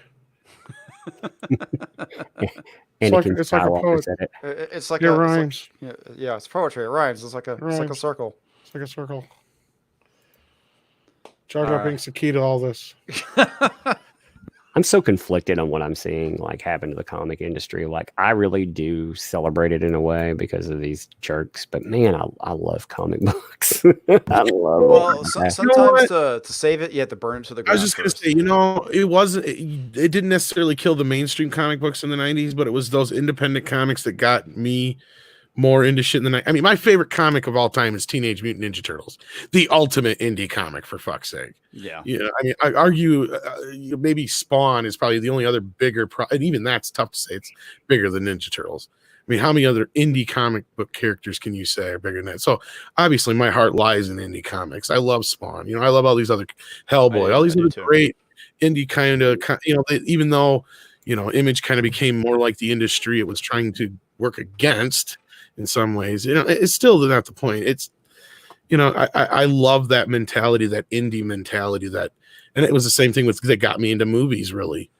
It was a lot of the indie movies from the 90s. Yeah, I love Star Wars and Superman and all that crap going up, but it was a lot of the stuff from Tarantino and Kevin Smith's earlier stuff and all that kind of stuff that Rodriguez and all that stuff that really got me into. Same here, man. The independent stuff, the idea of making a movie on a shoestring budget, I found very appealing, and especially when you start getting into the DSLR cameras to where you could actually do it yourself and make a pretty good high quality thing. It just requires a lot of effort. So, Computer Robots is asking, do you guys order food / groceries at the store, or do you buy them online and having them sent to your house? I still go to the grocery store. It hadn't gotten bad enough that I may order. We've done a couple of pickups maybe, but we don't. Yeah, we don't really have delivery. Curbside got so bad that it was like a week in advance. I mean, yeah, it was a week out. If I put an order in, I wouldn't be able to get it for like another week, over a week at one point. And I was like, fuck it, I'll just go to the store. And our stores, we don't have real waiting or anything right now. I mean, I see pictures of lines strapped around Walmart and stuff where people are having to social distance. We don't have that problem yet, thank God. But it's because it was kind of weird for a bit where we had like lines getting in, but they moved pretty quickly. And now they're just not there. I think they just got the cadence down a little better. It was weird. But the one thing I noticed that was really kind of weird is that everything is stocked, but I'm having a harder time finding sugar and flour at the store these days, which I think that's kind of bizarre. Could be just because a lot more people are baking at home and stuff too. Maybe. And they're just not they haven't caught up to the. I couldn't find taco seasoning. That was when I was like, you people bought all the taco seasoning. You gotta do something with that 50 pounds of ground beef you just bought. I was just like, that's weird. A funny thing too is the Walmarts, they've limited stuff, but I noticed that when people go by the self-checkout, they're working on the honor system. You better believe people aren't using the honor system. I saw people with some people are stopping them though in some places. Every now and then. Yeah. I'm kind of like you, Tug. I'm fortunate and unfortunate at the same time that I live in an area where we don't have the delivery or the curbside stuff, and I can go to the store for the most part and not have too many issues, but we also don't have a lot of options either. So yeah, it's a limited selection of what I can do here. Like to drive to a Walmart, I have to drive at least like 30 miles. Damn. One of the downside. Okay, I know I used to work with companies that they would have a group home attachment. Well, again, like if you went to the hospital, you were crisised out for mental health, you'd go to a crisis stabilization place, and that's literally all they do. They stabilize you, and then instead of I think about 3% of clients in that will actually be allowed to go into a stagger step home. They'll go in, they have different levels of it, but those places, they're having some real problems now because you're only allowed to buy 2 of something. There were no provisions put in. So you have 16 people in a freaking home. Well, good luck for buying stuff because you can only buy one. I Oh, mean, jeez, that's terrible. yeah, that's a mess, man. I mean, that's a mess. You have some of these places too that are shopping for 60 or 70 people, and again, they have to go to the store. They don't have deliveries for a lot of stuff if shut down, so they're having to go buy. And I mean, how do you buy for 60 or 70 people when you can only buy one or two of a product? Yeah, it's nuts. Fortunately, like they stopped putting restrictions on the amount of meat you could buy. It's mainly like canned goods and like rice and beans and stuff like that, and toilet paper, obviously, because that stuff like just flies out the freaking window. Yeah, like the worst thing I've seen here was a local Facebook post on one of the like marketplace groups. Like one of the local grocery stores posted, "Please don't come in and binge buy our meat. We have 6 different sources for our meat. We will not run out." So obviously they had gotten a rush on their meat or something like that. So Oh yeah, when it first started up, it was bad. yeah, and I mean I understand, but I was one of those where I just, like I said, fortunately I live in a small enough area to where the panic was real minimal, and so I kind of followed that mentality, I guess. The worst thing I saw was people going in and the resellers going in and buying up things like baby formula. You would see them on Amazon. They would buy everything, then they would take a $29 can of baby formula and put it at $290. Yeah, I'd shoot a guy out I know for trying to gouge people on fucking toilet paper. See, toilet paper, baby formula though, man. I know. I'll be a mofo for that. Toilet paper's bad. It's like, dude, you don't need to be doing that. I just, I saw some people buying up all baby formula and stuff. I had some. Yeah, that shit's fucked up. Yeah. Yeah, that's terrible. Some very choice words. When you put 32 canisters of baby formula in your thing, and I hear you like telling your friends you're going to make a fortune over there while you're walking through Walmart. Yeah, fuck yourself. Yeah, it says a lot about who you are. It does. It truly does. Yeah, it does. You're an opportunist. Yeah, it's like that one dude. It's like, fuck everybody else's kid. My kid's more important. And I know a lot of moms and Karens are like that anyway, because Karens are now the new soccer moms. But you know what? There are at least decent enough people, I would think, out there that if you're a mother, especially if, most mothers would think of another mother, you would think. Think of the struggles that people are going. Just to know that people like that exist sickens me too. Anyway. Yeah, that's terrible. I mean, well, and that is as bad as I heard the other thing before all this shit. I don't know if this went on down by you guys at all or anybody else had heard of this before, but there was even these lowlives who go out there and they would buy this formula and they would replace it with other shit and then take it back to the store. No. Yeah. I didn't hear about that. That's terrible. Yeah. That's fucking terrible. Oh yeah. Well, it helped change. Obviously, they had to change some regulations and they won't take it back now in a lot of stores, at least where this happened. But yeah, they were doing this shit. It's fucked up, man. It's like, I can't even believe, like, if you would even just do something like that to screw somebody over on something piddly like an electronic or, something else. But just to do that to something that is going to affect somebody else's baby. Oh, that's like the lowest of fucking low shit. I had something that very similar happened to me. I was buying hard drives for my NAS, and what you typically would do is you'd go buy an external drive, because a lot of external drives are considered to be enterprise grade.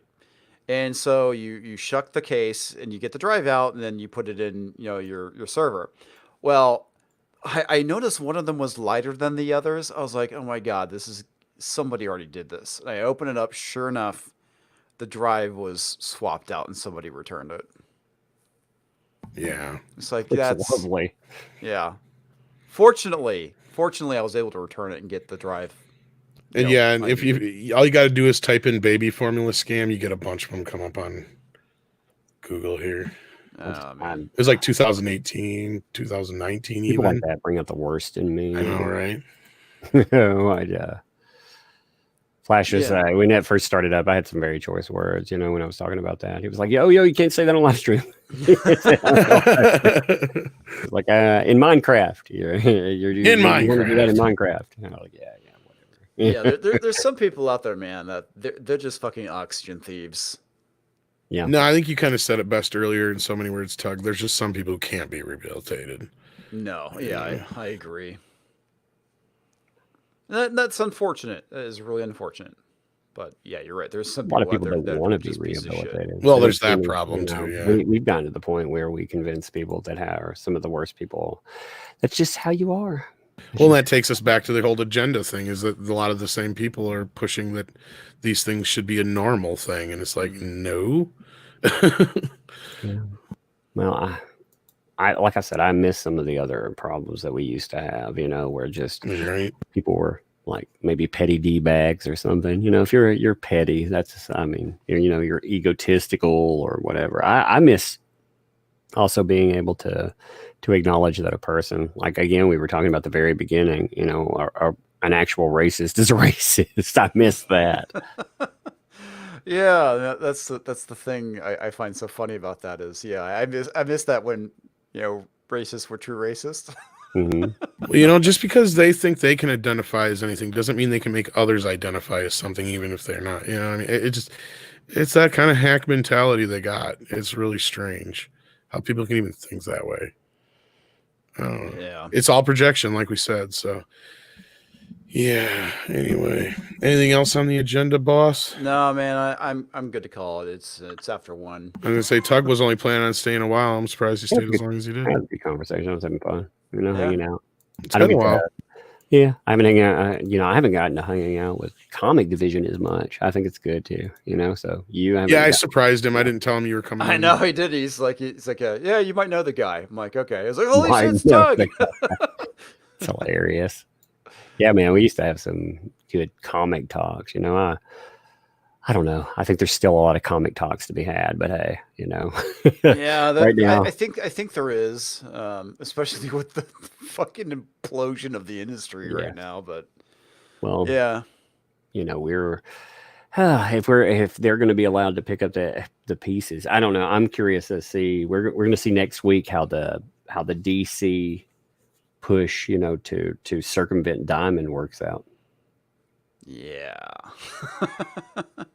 I called my comic shop and I asked them about that. I wanted to know if there was going to be if they were going to do that, and they were like, no, it's a terrible deal that they're offering. It kind of screws us, so we're not going to do it. I thought that was kind of fascinating. That's interesting. Is your shop open? They are doing curbside, but they don't have any new. I told them to pull me up $50 in graphic novels to find something that they know I haven't read, and I'll buy it. I don't care what it is. I'll give them $50 basically for this week because I know they're suffering. Yeah, I should call mine and see if they're doing curbside. But I was checking their Facebook to see if they were, because initially they were doing curbside, but when I called them before they shut everything down, I was like, "You guys open?" He's like, "Nope." Okay, thanks, bye. It's like he didn't say what they had curbside going still, so I was like, "All right, man." Well, an interesting thing happened. Like I was in my shop, and one of the people there, actually knew who I was, and they were complaining. they were like those horrible blah blah blahs, and the comic shop owner he was like, dude, there's no place for that. That person right there, he helps keep our lights on. So shut up. Yeah. I was like, cool. That's good. That's good. They wanted peace. They wanted us to all be friendly. And that's awesome. Somebody wanted to shame the comic shop for having customers, and they shut that down. Yeah, that's. Yep. God damn, I can't believe I support them. Like I said, I'll give them money to try to, I used to spend a lot of money at the other one, and it's not really like this shop is a good shop. It's a mom and pop shop. They're not making real money. None of these places make real money anyway, but they weren't the problem with the industry. They were actually being shrewd in what they bought. They were actually starting to succeed, and then all of this stuff happened, The one I go to, it's not the guy's primary business, so it's something he obviously cares about. And the thing that kind of irritates me is that the owner, he will go and buy like all the fucking variants. So like when you had Dan Slott's Iron Man #1 with 25 variants, we had every single variant there. That's a mess. Yeah, and it's just like, and one of the guys I talked to, he was telling me about how like the owner has. the back room of the shop is filled with unsold comics. He has a storage unit that's filled with long boxes, and his garage. It's like that is a lot of stuff. That's a waste, is what that is, man. It is. It is complete waste, and this is shit that will never be sold. Yeah, because I mean, the reality, even when I was buying comics to make fun of, I could only buy so many because I can't stand. I don't want to buy that garbage. No, I agree with you. It's a waste of money. Yeah. Unless you're like Yellow Flash and write off on your taxes, Yeah. which is a smart Well, I thing write to off do. everything on my taxes too. I mean, I write off any. I know. I got to figure out how to do that shit this year. Sorry. Oh, Terry. man, you do it all. You just go through, like if you're buying on Amazon or whatever, and anything that pertains to your channel. Like if you cover books or anything else, I cover any comic book I buy and stuff because I have to be aware of what's going on in this stuff in order Did you to get like an LLC to do that, or did you? Yeah. I use my LLC to do it. I did it before just for myself, though. I mean, all you got to really do is, again, you're allowed to have your own space. You can write off the room that you use as long as it is close to traffic through the rest of the house. You can write off a portion of every utility that you utilize. You say you drive to Walmart. I always make sure that I look at the comic books there because that's a business trip, baby. That is a business trip. That's smart. Yeah, man, everything, every single thing. I remember, whether people agree with him politically or not, I remember a smart thing that Donald Trump said about business. He said a successful business is never successful. It always operates at a loss. Yeah, I know, which is funny because everyone gives him shit for filing bankruptcy and all that stuff. It's like, yeah, the dude's still got a lot of money. He's very successful, so must be doing something right. Well, that's the same thing they talk about. Oh my God, he only made blah, blah, blah last year. And it's, because he wrote off every damn thing he could. That is successful business right there. I would agree. All right, folks. Like I said, it's late for everyone, I'm sure. So let's go ahead and wrap this up, and we'll start with our special guest, Tug. Well, let's see. Let me promote something. I want to, if you check out comic books, there's like an hour left. My friend Matt Winger, he actually has a special edition cover for his comic book Superhero. It's pretty funny. I like the process to it. Everything. Just check it out. Like I said, Indiegogo, check out Superhero. Like I said, if you want to laugh out there, have a little bit of fun. Yeah. And if you want to check out my channel, that's cool too. Super Harem, that's what you said. Yeah, Super Harem. Yeah, I think I saw that floating around. I have to go. It's fun. It's funny. People misunderstood. They thought, oh my God, it's going to be something crass or something. No, it's basically about this guy who every time he has sexual relations with a female, it gives him superpowers. So. Oh, that's ridiculous. Yeah, that's and the artist on it, Joe Ball, he is talented, but he also, the reason I got involved in all of this comic discussion is because I would hear about people that have been, booted out of the industry. Well, this guy, he was talking to a relative about just a homosexual relationship. He was talking on Facebook to his own relative, and one of the people that saw it, they got offended, and they not only gatekept him out of the industry, but they stole his artwork and everything else, and it was just a mess, dude. And he's, like I said, he's talented. Oh, awesome! Thanks, Stephen, for supplying the link to the Indiegogo. Yeah, but anyway, I got a cough, so I'm gonna mute. That's cool. All right, and last but not least, Tom. Yeah, you can see me on Midnight's Edge and Midnight's Edge After Dark, but check out, of course, Stephen Walton, who's in the chat, and Script Doctor, and all our other buddies, and Meta Studios. I'm jelly as hell.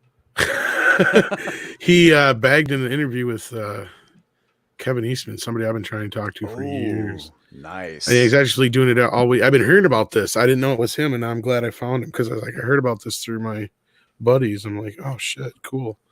So yeah, definitely I'll be telling everybody about it, Meta. So check out his channel. He's right there in the chat. All right, will do. All right, thanks for everyone. Thanks. I've even interviewed Robert Shea, and I'm jealous. Do you know how hard it is to get a hold of? No, I have no idea.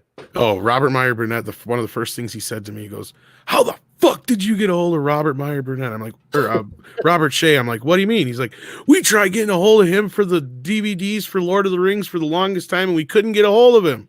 I'm like, I guess I just know people. That's awesome. Because he did all the special, or produced the special features for the Lord of the Rings DVDs. So, That's right. yeah. That's crazy. All right. Thanks, everybody out in the chat, and thank you very much to my panel for hanging out with me for almost 3 hours on a work night. Tomorrow's going to suck. Good night, everybody.